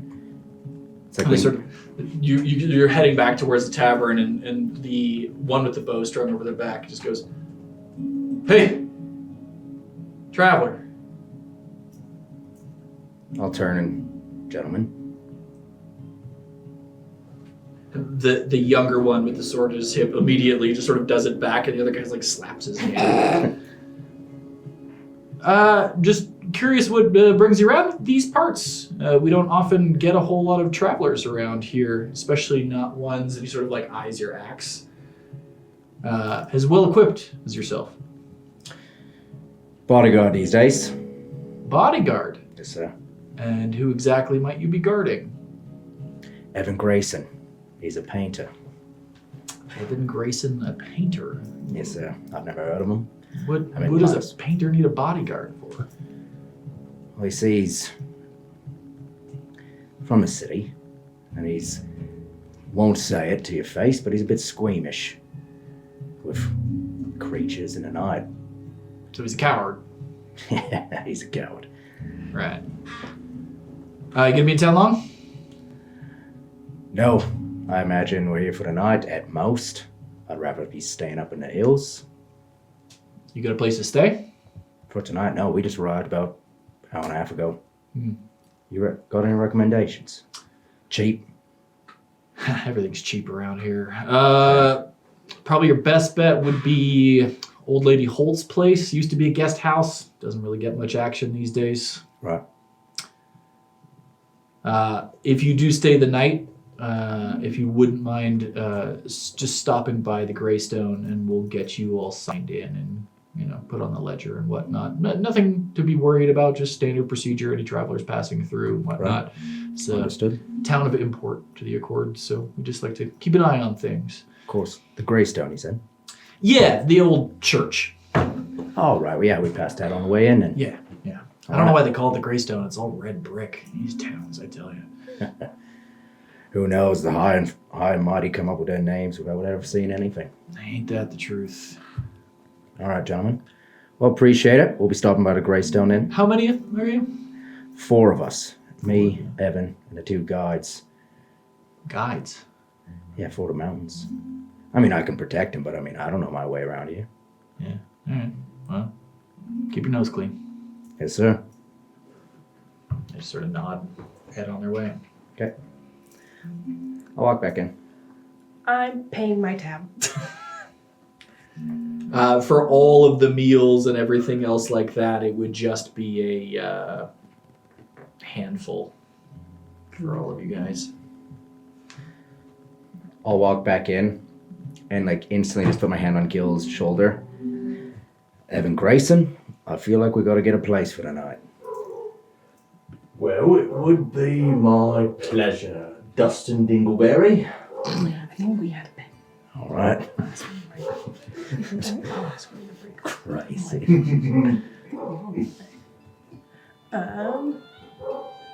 Sorry, we were just discussing gold. How about I mean, it's, Yeah, but it's a they- hand wavy amount of gold. Yeah. We don't No, need I to worry know. about it. So you get a little fuzz on your jacket while you're outside.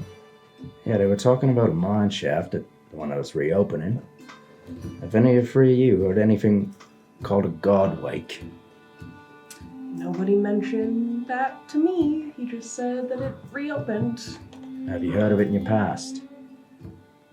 Would I have heard of it in my past? I think if anybody would have heard about Godwake, it likely would have been you, and it likely would have been from Kunzite. Yeah. So Godwake is a term that is used for leftover divine energy that fucks with possibility in specific places. Some good, some bad, but ultimately it is the remnants of when the gods were at war or walked the world and things like that. And so sometimes Kunzite said it is a term that is used by the Accord to just sort of be hand wavy of like, this is Godwake, don't worry about it, we'll clear it up. But it is definitely a real occurrence. Yeah. It's like they're just like, it's a natural disaster. There was a rock slide, and you're like, yeah. So I think she'll pass along that information that she was like, I mean, I kind of know about it. Like my mentor kind of mentioned it, that it's sometimes like leftover god magic from when the gods were stomping around, kind of like an earthquake, but magical god earthquake, I guess. Makes sense why the name is Godquake. So yeah, I think it's leftover magic in the earth from a time before. Right, well, apparently that's in the closed mine shaft. They were having a little hearing on the square out there, and creepy bastard was talking about how they're going to get it cleared up. And yeah, Godwake there talked to 2 dwarven ladies, and the forest, she's been here her entire life, and she said it was black before she arrived. Which is, she said before, so I mean, we can all assume and know that that was before everything went down like this. So that's not new. That was before the Flamekeeper doing, before Ellen was doing anything out here. So now that divine energy may be the way to go. Ghosts and ghouls, they said down there. And they're sending work crews to clear it up. Being what I am, I would like to say that I immediately notice a slip up and just do a quick room scan. Sure. Go ahead and give me an instinct roll if you don't mind. Just give me that fear right back. Let's go. The way you guys have been rolling today. Honestly. Seriously. It's not great. Is there anything I can do here? I'm going to, as a con artist, I'd like to say that I can utilize one of my experiences because clock in a room is very important. and I would like to mark a stress in order to re-roll a roll. Okay. Is it the whole roll, or is it just your hope die, or how does it work? Says you can re-roll. So when you fail a roll that utilized inexperience. Okay. So mark a hope to spend your experience. Yeah. Hope or stress? And what did you get? Yeah. What did you get on the roll? Because you may not have failed. I got an 8. That's definitely a fail. Okay. I was like, as soon as I 2 out of 4, but I was like, nah. Much. That's a 17 with hope. A 17 with hope. All right. Go ahead and mark the hope. And mark the stress. And mark the stress to do the reroll. On a 17, you don't even necessarily have to look around the room to clock it. You hear the bard miss a note as he's plucking, as Cal says what he says. It's sort of and this is very quickly caught back up, where if you weren't listening for it in specific, you would not notice it. And as you have that stressful moment, we're gonna go to a break. Sweet.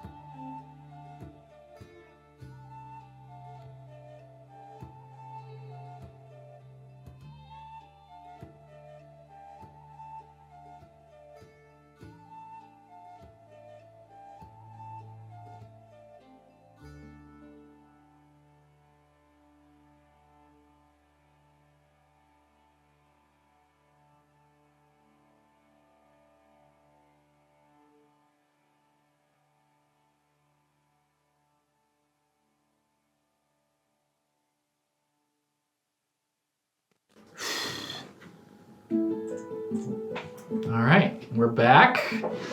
Just before we left. That one got knocked. Oh no. Up. Staring at their biddies. More. There. Good. All right. Maybe a little bit this way. We're back. So yeah, you guys made your way to Varnhart's Hollow, this mining town in the western slopes of the Spine of Cathar. You learned that there is an Accord presence here, though minor comparative to major cities that some of you would have been in the past. And there's some strange things afoot in the region. There's already a mosquito in here. Close that window. But there are some strange things afoot here in the town. There is a mine shaft that has recently reopened, bringing a Synod Archivist here to investigate, and he is blaming it on what is called a godwake, or some sort of divine remnant. Then there is also this ever-burnt forest that is down the slope towards a town further south called Revessin.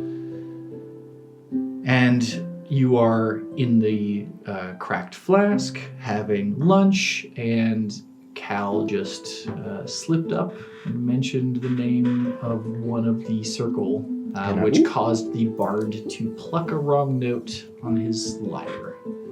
And that's where we pick back up. Quick question.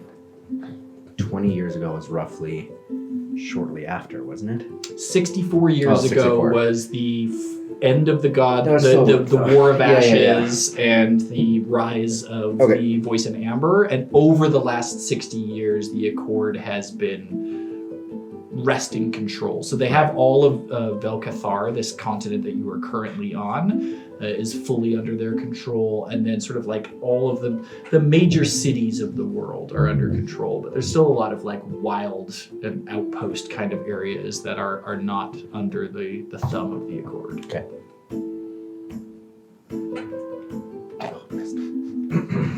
Got that then. Everyone just keep talking. Wanted to have a quick side conversation. Cool.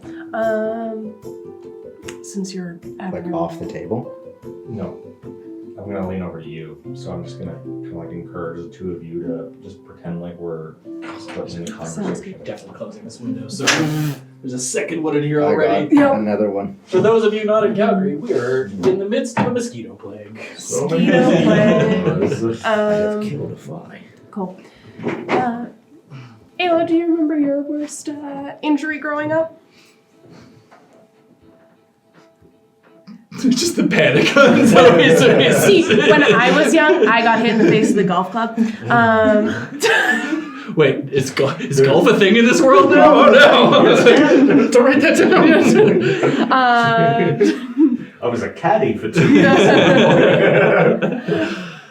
There's a lot of grass iron. It makes sense.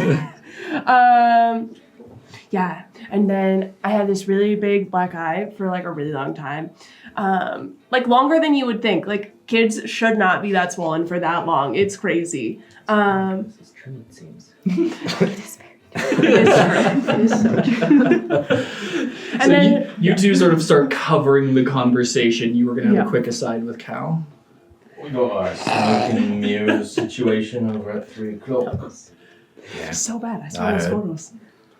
I think that best option's probably keep an eye out, stay casual, and then we pull the old alley cat. Right. Yeah, because you know these guys, they love to snitch. It's true. Right. You know, my first injury actually is I broke my thumb when I was a child. I was talking about weirdest injury, but also first is pretty up there. You know my weirdest?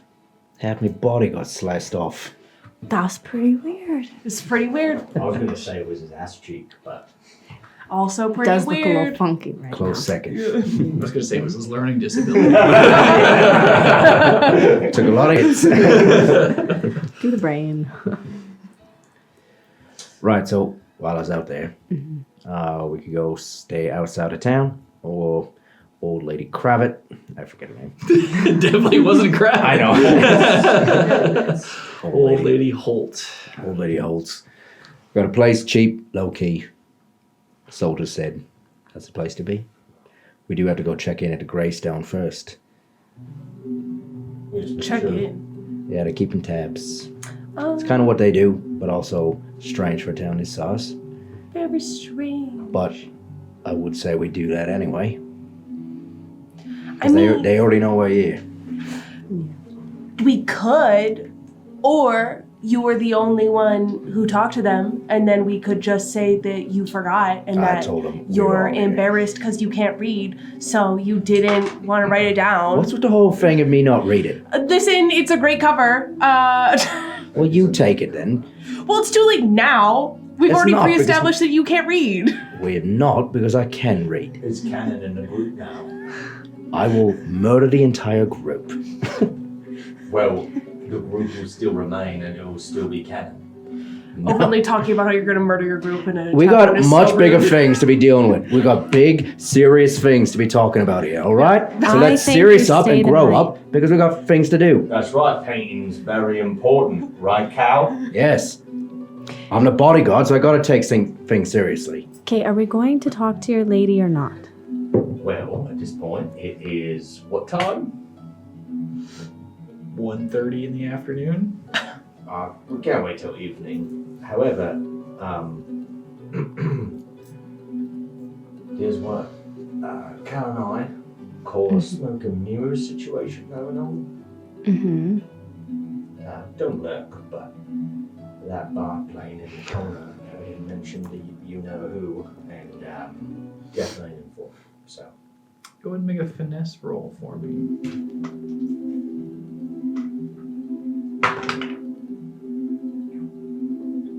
$22. Nice. Fear. 22. Not nice. Not Nice.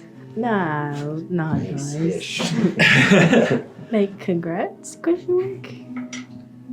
As you are saying this, Ayla, you notice that that bard is walking up to the table. You mean this guy?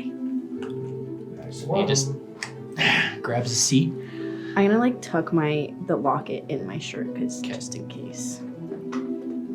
Wow, it's not very often we get outsiders around here. I was the last one that came up here to the holla, but it's. My name's Yancy. It's nice to meet you all. What brought you up here? Well, learning. I write songs and poetries and all sorts of other different things like that, and I thought that maybe some time in the crisp air of the mountains might inspire some music. If you get my drift. Makes sense. That's what we're up here for. Yeah, you know? you're a very prolific painter. Why? That's right. Would I have seen any of your work anywhere? Oh, well, it's possible. You know, Where have you had gallery showings? And I'm just going to come up with like the most obscure towns that I can think of that actually exist. Name them. Great. Give me a second because I'm going to write them down for myself, and then I'm sure you'll write I'll them write them down. It's all And good. Graysonville. The map, we left the map really empty for a reason. Because now I get to make all of these places exist. Which is very weird for me to like not fully obsess about world building and build every small do love town that. and trade route, Yeah. as you can tell by my previous campaign setting map. But I kind of like this Daggerheart methodology of like leave things Build up it to you out. guys. Yeah. Oh, well, I had a gallery showing in Karani and Bloodstare and the Gilden Hall. Bloodstare. Wow, I haven't been there in a while, but landscapes mostly. Oh, I actually go back and forth. The only thing that is completely off limits now is food portraits. Right, still life. Ugh. Well, you see, the issue with it is that I got so good at painting bread, got the crust down, that everything else just kind of started to look like bread. Oh, so like a lemon that looked like bread, and That's right, and it kind of had that sort of crust texture on it, and then people started to call me the crusty artist, and I was like, that's not a name that can stick, and so I totally abandoned it completely. Crusty artist. Well, I mean, there are worse names out there, that's for sure.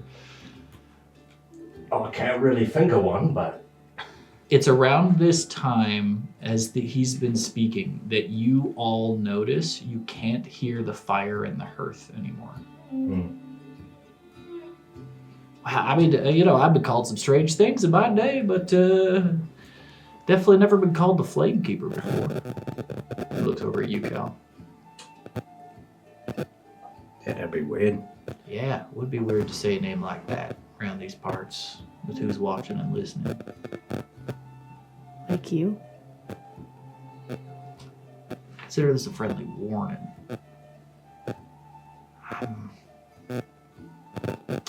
I weave tales, I sing songs, I write poetry. I don't tell on folk, but there are folk around here who tell on folk. So just be careful about what you're saying, if you catch my meaning. the dawn is slower here. It still comes, though. That's right. Rat! Slaps his hand on the table, and you hear the fire catch up back behind you all. That was a pleasure to meet you all. I'll be around performing this evening. Thank you, Yanni. Yancy. Yancy. Yanny's fellow plays pipes. I heard of him. Yeah. You a solo musician? Magician? I play in groups every now and again. I belong to an organization, and sometimes we play together, and other times we play alone. Nice. Yeah. If there's a place around here where I might pick your brain on some of your creative process, I'd love to do that at some point tonight. Well, if you're sticking around, I'm staying over at Old Lady Holt's place. It's called Last Light. All right. Perfect. Yeah, pleasure. Thanks. Just sort of drifts out the front door and walks away. I'll lean over to Gil. The alley may be on hold then. I think so. Fortunately. For him. Right. All the same. So we sticking around then? We're gonna go. Oh, no. Let's go check in, grab a room, talk to your fling, and then head on back. Yeah? Well, if we come there, then we can just head on over to Old Lady Holt's. Right. I do think we gotta check in first then. All right. You two got your aliases in order? I'm like, I did fucking tell that guy with my name. Did you tell her your last name? No. Well, then that's what I would change. Yeah. Speaking of changing last names, I don't think anybody heard you say Dingleberry, and I don't feel like I look like a Dingleberry. All right, fine. Dustin Flock. That's got a nice ring to it. Dustin Flock, the bodyguard. That's right. Well, what was your name again? I can't seem to remember.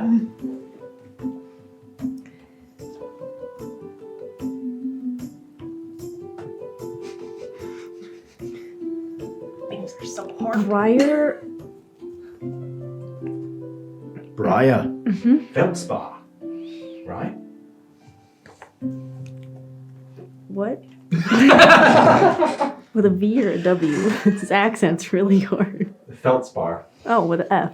Yeah. Yep, that's my Right, name. Feldspar. And what was your last name again? Can't seem to remember. Wire Spark? And your first name? Aldrin, still. It's like, All right. well, Alter at Wire least here Spark. it is. All right. Sorry. Who are you? Me, You. Dustin Flock, the bodyguard. And I'm the famed Evan Grayson. We know who you are. Prolific. I don't do still life painting, no. The crusty artist. Don't say that. Also, low key, What's your name? I don't know if you're like Briar. taking note of any of this, but all of this BS is like low key true because he's got so many like con identities. Oh yeah. And so This like, makes sense for yeah. you. It makes sense why everybody else is panicking coming up with an alias because they've never had to do this before. That's why Cal's like, the bodyguard. It's really like, Yeah. okay, I'm in. And like Briar Gil just has guide. his like Rolodex of just like, yeah, I've got like 18 different identities that I just, Yeah, these are old habits that Cal has not dusted off in years. Well, even when you were in the Blockbusters, you would have just been Cal Yeah. because that was all about notoriety as opposed True, actually, to yeah. hiding who you were. Right, well, let's go check in then. aye. We're off. Oh, okay. You just wander aimlessly through town. Oh, we're going back to the Greystone. Oh, you're going to go to the Greystone and Yeah. sign the ledger? Yeah. Can one Sorry, person check-in is in. sign in for us, or do we all need to sign our own names? You would know from the past that it is everybody must sign themselves. Cool. Even children like over 2 sort of thing. Is if you're able to make a mark. Okay. Yeah. Wow. That's intense. Yeah. So you walk your way back through town and come up to the Greystone. The two Greyblood initiates that you had seen before are sort of like leaning against. And they're like, "Oh hey, I guess you're staying the night, huh?" Yeah, we're gonna go check out Lady Olds. Right. Well, the adherents inside. If you want to go and sign in. Appreciate it. Yeah. I'll take my hat off and just go, Evan Grayson at your service. The famed painter. Ah. I'm gonna gesture. Hey, it's awfully, Let's go, Evan. Do you think it's gonna rain? I hate rain. It's been raining a lot around here lately, so it's entirely possible. Oh, you said something about there being a place to stay. Yeah, Lady Olds, just down the way. All right, just stay close to me. Jesus. So you open the doors to go into this space, and it is much like a church would be, just sort of like one big open room. But where you would expect pews or, even just standing room, it's been all replaced with like desks and things like that are all empty. Like it's almost like it's presumptuous that they thought there would be more bureaucracy needed here, and so they restructured this entire building almost to spec, right? It's like we take over a church and this is what we put in the church because this is the process and this is how we do it. But what you do clock right away, all 4 of you, is sitting on a desk directly across from the doors as you walk in is that black-robed, black and gold masked, silent adherent who just got their hands across their chest and they're just looking at you as you come in. You can't see an expression or anything else like that. It's just sort of a black mesh mask that all silent adherents, all Volari, are always masked. And they just sort of, as you come in, there's a silence that just drags out for like an uncomfortable period as they're just watching you as you all come in. How do each of you react? Aldra, I'm going to start with you because you would have the most experience in dealing with Volari because they would have run your school. Right. I think she's probably quite nervous, but is trying her best to like hide it because obviously it's like just making her very uncomfortable. And yeah, so she's trying very hard to like pretend like she's not anxious and uncomfortable, but she's like, oh hey, this is great, and just like fidgeting with like her rings or whatever, and just like kind of like glances over and then like goes to Is like the book kind of near the front where on we the signed? desk right beside this Cool. person who's sitting there. Oh, cool. Next to him. Great. Yeah, I think she is probably quite nervous, so she probably sticks close to her friends, and probably like turns to the group to be like, looks like the book's over here. Trying to not draw attention to herself if she can. Go ahead and give me a presence roll if you don't mind. Cute. I'm going to say a disadvantage. So add a d6 and you're going to subtract that amount. Okay. Ever the guide, thank you for showing me the way A presence to roll? the ledger. Cool. I have a -1 to that.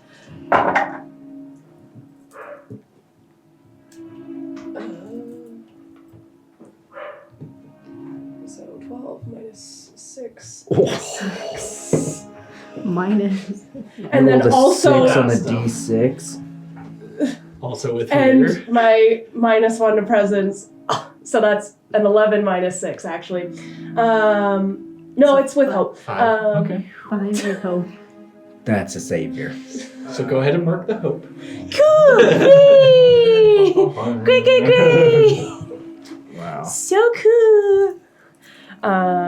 You feel a very familiar pressure on your mind as this person looks at you. And you have no idea, male or female, anything else like that. That's the way of the Volari. They are all just representatives of the voice. Right. And this pressure pushes into your mind, and you just hear a whispered voice. You seem nervous. It's okay. Yeah, I think she's like probably like hands behind her back because her hands are like shaking. She's like,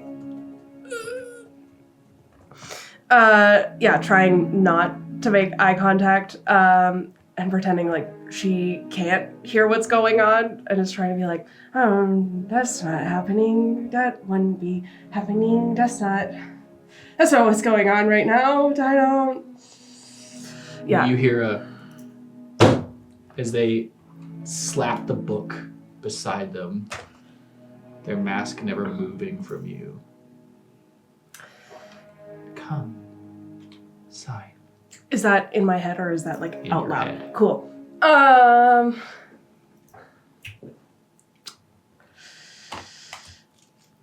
Come on now, Wise Bob, get the name written down. So now are we like all standing kind of near the book? Yeah, so this has all happened in seconds as you're all standing there. You can clearly clock that Aldra is uncomfortable in this moment. No words have been said out loud.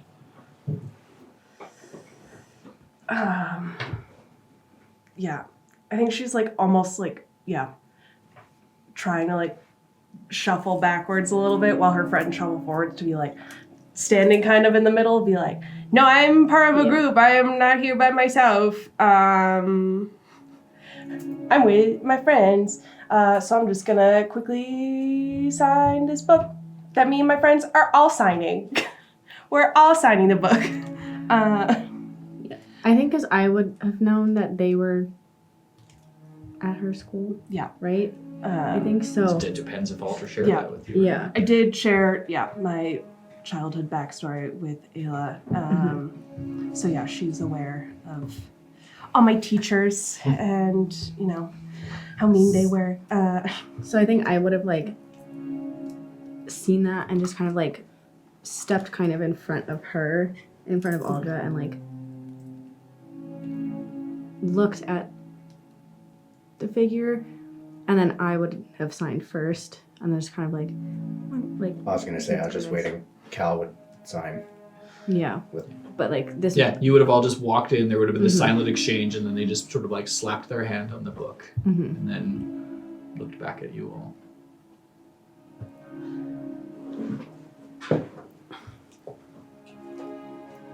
And as you all sign, the mask just sort of nods slightly.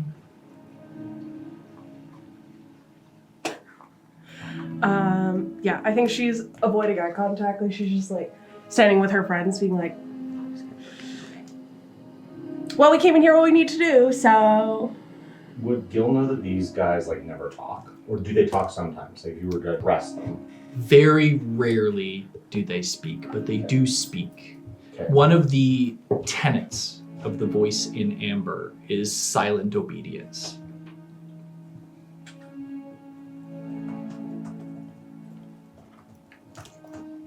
Like people who really believe and people who are part of the Accord, families that grew up in the Accord, something that they do is a minute of silence at breakfast or first thing in the morning every day as sort of like a way to pray. Okay. So I'll just take a look at this guy, and I'm just gonna say, apologies for my compatriot here. She's my guide in the wilderness, not used to the big city.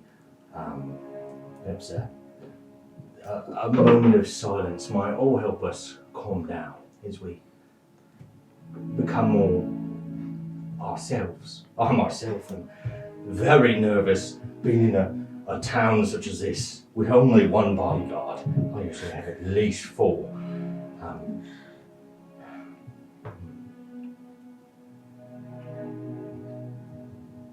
Yeah, I think I'm just gonna silently like nod and just like sidestep again behind my friends, just like pulling myself farther and farther away from this person.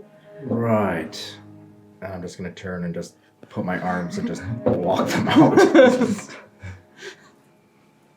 Okay. And they just sort of watch you go. And they don't say a single word except you hear. See you soon. Yeah, and I think probably like as the doors shut, she is like, "We should go somewhere." We're going to Lady Holt's. Yep. No, we're not. We're going to get us. Sure. On the way to Lady Holt's. Because we gotta get the fuck out of here. I don't give a shit where we go. Let's go. As we're in the open street, not right beside the guards outside the door. I obviously would wait. Well, that's why I was like, nope. We can just assume Okay. you're all Yeah, startled. we Okay. kept Yeah. walking and didn't stop as soon as the Well, she door said as closed. soon as the doors closed. That's why I was like, ugh. Slapshot, gotta go. That genuinely couldn't have gone worse. What the hell was that? Let's talk. Not now. Not here. The two talkers can't figure out when to talk and when not to talk. I told you it's fine. Well, you didn't need to. You know the tenets. Silence. We could have just signed the book, walked away. What are we talking for? What are we trying to gain attention on ourselves for? I didn't want to come into this damn town. You two did, and you two are the ones acting squirrely. So figure it out, or let's fuck off, right? That moment required some mitigation. And if you don't think it did, then I guess that's your opinion. We could have walked away. They love silence. That is a literal tenet. I'm a very nervous painter. Let's figure it out is what I'm trying to say. I'll agree.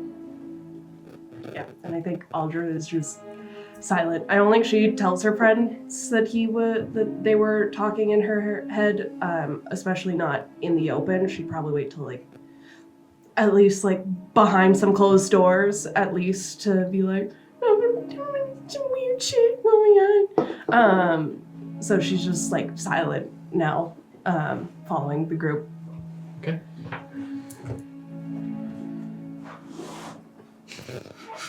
And we're going to see his ass. Yeah, I was so gonna we gotta say, wait for yeah. him. Emotional support water bottle. Gonna need it. All right, so easy enough. You passed the pick and pack on your way into town, so you know where the general store is. It is a simple, sort of like log cabin style building with just the words "pick and pack" like carved into the wood outside with some like coal dust rubbed into them, so it stands out a little bit. There's like barrels of shovels and augers and things like that. Like this is a general store for a mining town, so it's mostly going to be like homesteady kind of materials and things like that. And as you all step into the store, there is a enormous figure with their back to you. Probably stands around 7 feet tall. Long red hair in a braid that goes down past her butt, wearing just sort of like a sleeveless leather jerkin with huge bicep arms, massive shoulders, wearing like tight leather pants, and just like working away on something. And like here's the wood creak as you step in through the open door, and she's like, "Oh, just a minute, I'll be right with you." What a stunner. No problem. Take your time. Without turning around, she's like, "That is a voice I have not heard in quite some time." Well, I don't know what you're talking about, but you look as lovely as always. "You better have brought me some fucking cheese." And she turns around, and she is a striking woman for all of her size. She is just mass. Like, this is a huge built half giant woman who just turns around, and it's like her entire face has been cracked open with a smile with these like massive teeth as she looks down at Gil. "Well, I did not expect to see you up here in the mountains, Gilligan. It is a pleasure to..." Actually, would she know your real name? Come to think of it. Yes, our fling was early enough that Gilligan hadn't fleshed out enough of his possible personas. So he did go by Yana, but she never knew his last name. Yeah. "It is a pleasure to see you, my little cherry. It's beautiful. Welcome to you and all of your strange friends coming up here into the mountains. You didn't come here just for me, did you?" Unfortunately, not my sunrise. We happen to be here on some business. However, I was elated when I heard that you did in fact follow your dream to set up camp here. "Well, when you ran off on me to go and chase wheels of cheese, I had to rethink my entire life.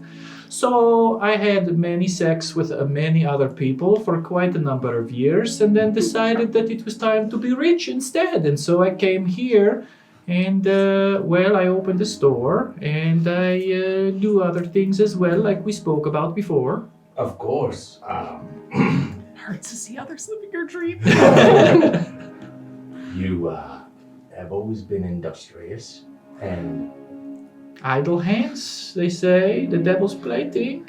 it is true. I apologize for your... I remember your hands weren't so idle back in the day, Gilligan. Well, they are still quite good at opening up small spaces, my darling. However, unfortunately, I've fallen on some tough times, and let's just say I haven't been enjoying life as much as I did when I was with you. Oh, that is such a shame. Perhaps you shouldn't have gone on your dairy excursion and should have stayed with me instead, and we could have made many great medium-sized babies. Well, I agree with you. The cheese chasing business was actually quite lucrative for a time, until they found out I was using denser milk to make my cheese wheels faster. You did always like to cheat, but not on your lovers. It is is something true. I admired about you. Thank you, Joe. You haven't come here to ask me for money, have you? Absolutely not. I am destitute. However, I would never ask you for money. You know I'm far too proud for that. You are a little foolish man, yes. Do you know this little foolish man? Unfortunately, yeah. If you say unfortunately, it is clearly because you have not done the sex with him. Exactly. Yeah. Yeah. Yes. He was quite good. Fast little fingers. Not for me. That's my brother. That's your brother? This is. Oh, he's quite a bit bigger than you are. I know. A little bit better looking too, but he lacks my agility. But he makes lacks in agility. He makes up for very strange arms. I wonder what that is like. Maybe one day, Gerda. You told them my name. I'll talk about you consistently. Is that true? Yeah. Non-stop. We were so excited to meet you. Ah, very nice, very nice. Well, welcome to Varnad's Hollow. This is a shitty little town, but there is lots of opportunity here. It is a pleasure to meet all of you. I am Gerda, and you are? Callum.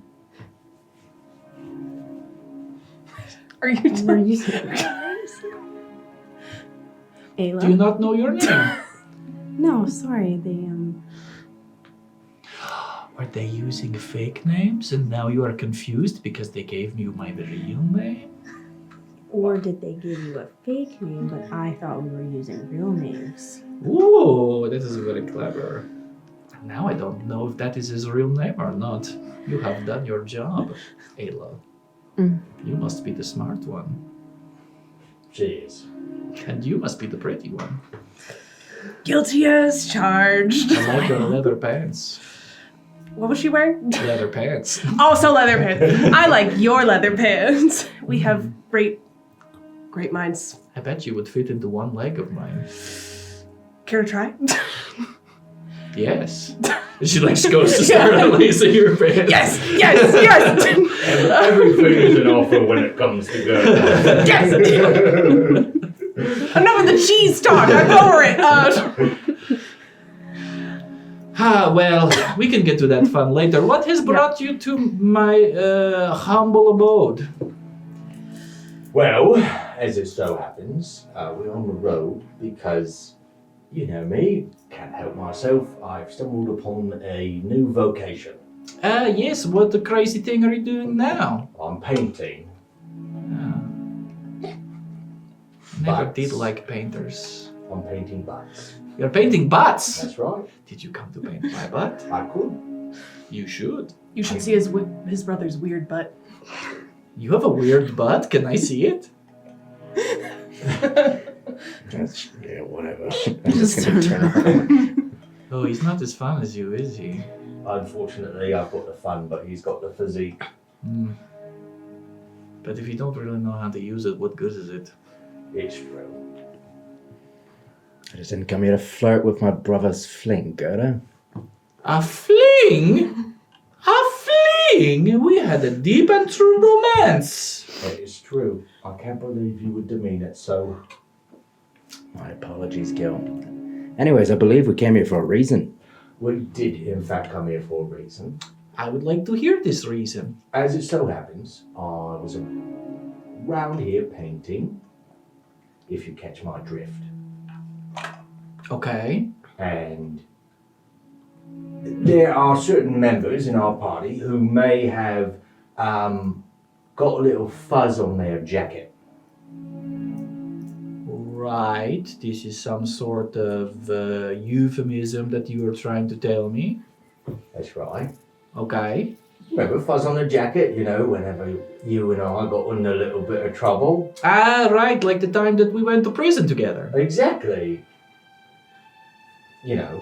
You have fuzz on your jacket. I am understanding. You need me to help you get out of your fuzzy situation?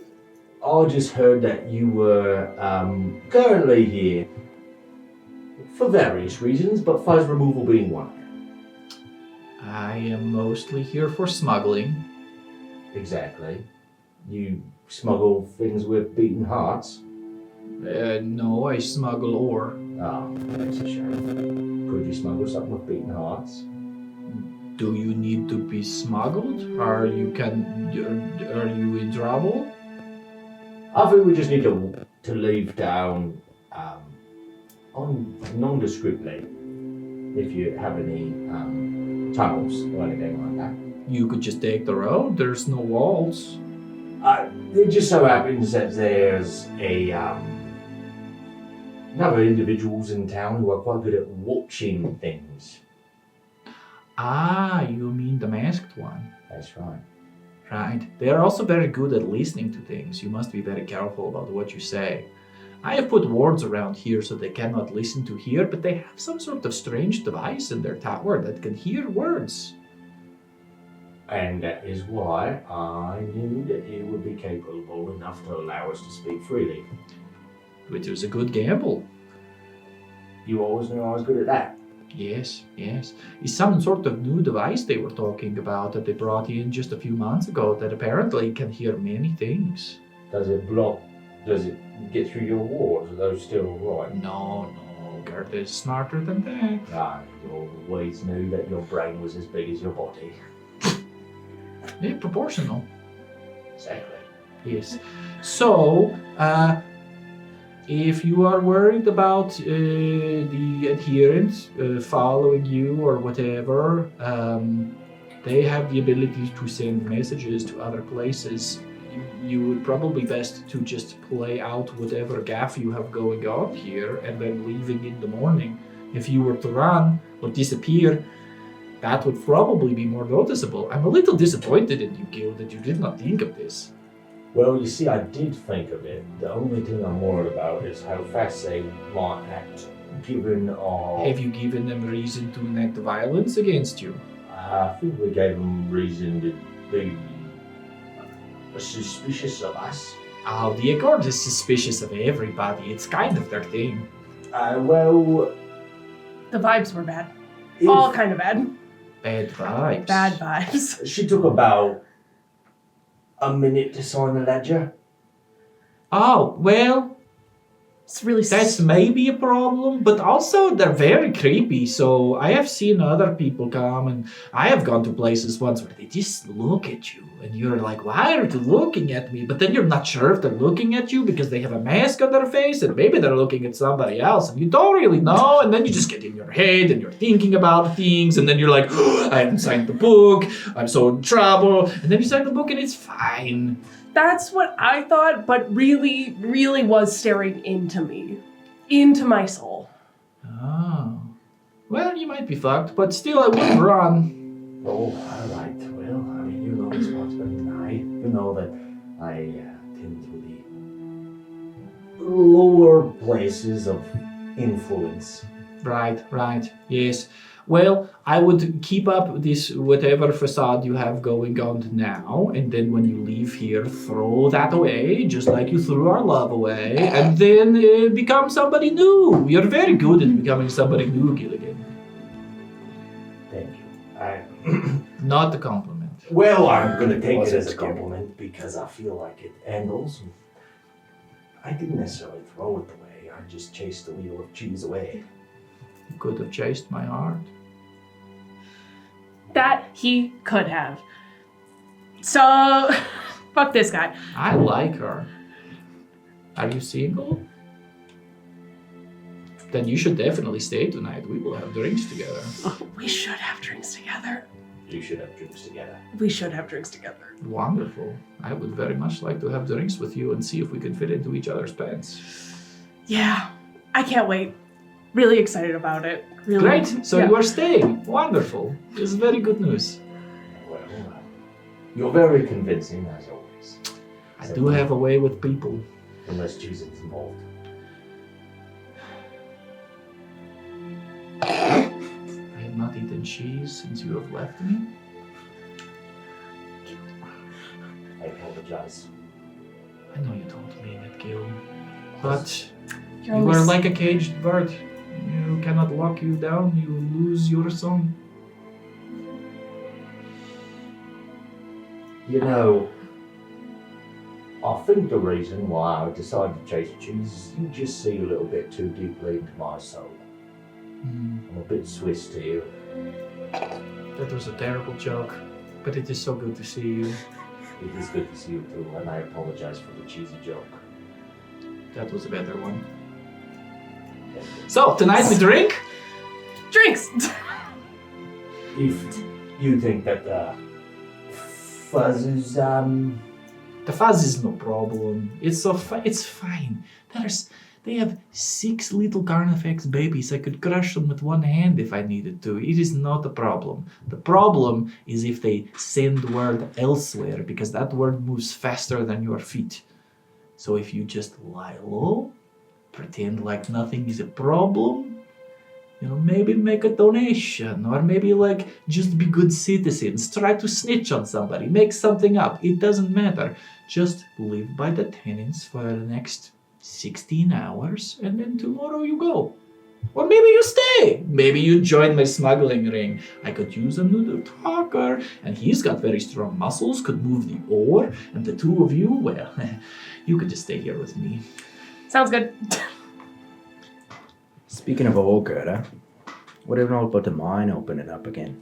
It's a very strange thing, yes. Just a few weeks ago, it cracked and broke, and they say a new shaft opened up. And to be perfectly honest, this mine is a very strange one, where each of the shafts has different ore in it, and it never seems to run out. But this new old shaft that opened, it was a gold vein, and so they are quite excited. But then they went down there because they're like, "Oh, there's more gold! This is so great!" And then they went down there, and apparently there were ghosts. And one person came out and was terrified and petrified, and apparently hasn't been able to move since then. It's very strange, but. They brought in the smarty pants from the city, and they said they're going to clean it up, and it's some sort of weird thing that's happening. But I'm not too worried about it. I mostly just smuggle iron. Excuse me, the one that came out and couldn't move. Are they still in town? Probably. I don't really pay attention to that. Right. Just strange. I heard in town that they were talking about a god wake. I'm familiar with that. Do you know anything? God Wake is just like a boy who cry wolf, there's anytime something goes wrong, it's a god wake, and the gods are so bad, and that's why we took over their churches, and whatever. It's just a boogeyman, Everyone knows they don't exist, see? You say the gods don't exist? He's a fool, Gerda. I mean, they did, but then the voice came, and then it was like, whoa, go away, and then they went away. And they're all gone. Yes, they still exist, they're just not here anymore. You still existed, even though you left, broke my heart, and disappeared to chase cheese. It didn't make you not real anymore, Gil. That's true. You've got me. Also, you're fucking up my accent. It is very infectious accent. Alright, well, it's lovely to see you. Well, I'll just leave it at that. It's lovely to see you as well. But if you think that you and I are going to make like old times, then we better dance tonight. He's a very lovely dancer. Does seem pretty quick on his feet. Only if my shoes are off. Yeah. Excellent. I shall see you all at the Cracked Flask later this evening. We shall drink and dance and tell stories and talk, but we be careful about what we say. Think we could buy a barrel and head back here where there's... Or do you think... we could after party, but you've got to party before the after party. Obviously, yeah. I just want to make sure if we're, where your walls are all secure. Would love to, spill the secrets more so here. There are 2 safe places in town. There is here, and there is the Last Light. They are the only 2 places that you can speak freely in Varnad's Hall. Okay? And the Last Light is... That is the guest house run by yeah. the old lady Holt. Tenera is a very lovely woman. She's very good at getting ash out of clothes. Good to know. Not that I particularly care for any of that, I'm just here to make money. But she is a very good customer for my ore. And it's very hard to scrub out ash. It can be very, very hard. So I have heard. The ash has a memory. It does. Anyway, a lot of talk about ash. I also don't think this is a good idea. You What don't is think not good anyone's a idea? good idea. Given the fact that you just couldn't keep it together to sign a book, now True. you want to Give her go a drink. break. You want to go drink in town where they're around still. Oh, please go and run, and then they just chase I don't want to you and run. I find didn't you. even know that was an idea, Gerda. I just tried to talk about it in the streets, and then he just came Why up are with you this so idea. sour? I didn't even want to be here. Wow. We've got something bigger to be dealing You've with. never been here before. How did you not know you didn't want? You never would have met me. That is the one silver lining, Gerda. Oh, you flatter. All it takes is one silver lining to make some dirty sheets nice. I don't know if this is another ash thing you're trying to talk about, but No, that's just something that we used to always say. all right. We talked about how you could weave silver thread into silk sheets, and then it would make it even fancier. And then when you're lying in there, it's very nice. Yeah, maybe that would be nice.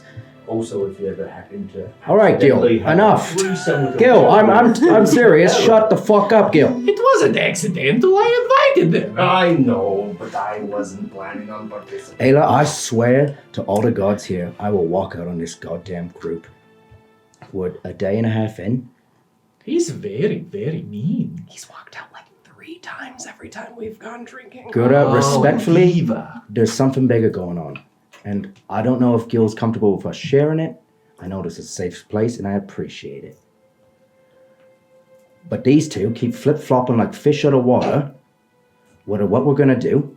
I didn't know we were gonna be leaving town, but apparently Gil's planning on it. Well, I also did not think that we should be leaving town. So I agree with you there. wonderful. Terrible plan. It's a great plan to stay. But if you stay, you have to blend in. If you don't blend in, you're outsiders, you're not from here, you don't go and have dinner, you just stay locked up in your We rooms. can go have dinner, but I'm saying to go out and party and have an after party in a place where you're uncomfortable with the people The after here. party is here, where nobody can hear us, and where we can spill secrets I will freely. take care of you. It is fine. I have been here for 2 years. These people know me, they like me. Given what the shield said, you should know better. And then I'm walking out the door. Okay. Damn. All right. And I'll just turn over my shoulder and go, his name is Wayne. He's very, very, very dramatic. He is. It's kind of like you with the hangover. It kind of is like me with the hangover. That's. Can you imagine constantly being hungover? Is he like you when he's hungover? Is he happy? You know, honestly, I never see him drink. Well, if you can convince him to get to the flask tonight, I'm going to get the that boy first night. fucked up. That was a funeral. I would love to Everybody see that. drinks at a funeral. Everyone drinks at a funeral. Great. Well, it is settled. You go get settled in and find yourself a place to sleep, and then around 6 o'clock tonight, I will meet you for dinner. We will share some dinner, and we will share many drinks, and then we will see where the night takes us. Then we come back here, try Me on too. pants. Maybe take off some pants. It's wonderful. This is a pant-forward adventure. I'm loving it. I am feeling so left out, but at the same time, I absolutely deserve it. You do deserve it. Yeah. But boy, There are some great goats here I can hook you up with. You sit in the cuck chair of the mind. it's okay. Goat cheese isn't really my thing. It doesn't have lactose in it, though. Oh, it's never an issue for me. Fortunately, You're just so. intolerant of love. It was a pleasure getting to know you. We will see you later, You're okay? very quiet. Let's I hope go. you speak later tonight. Get a few drinks in me. Deal. Right, well, I will see you all this evening. Have a lovely time. Don't get killed. Thanks. Don't.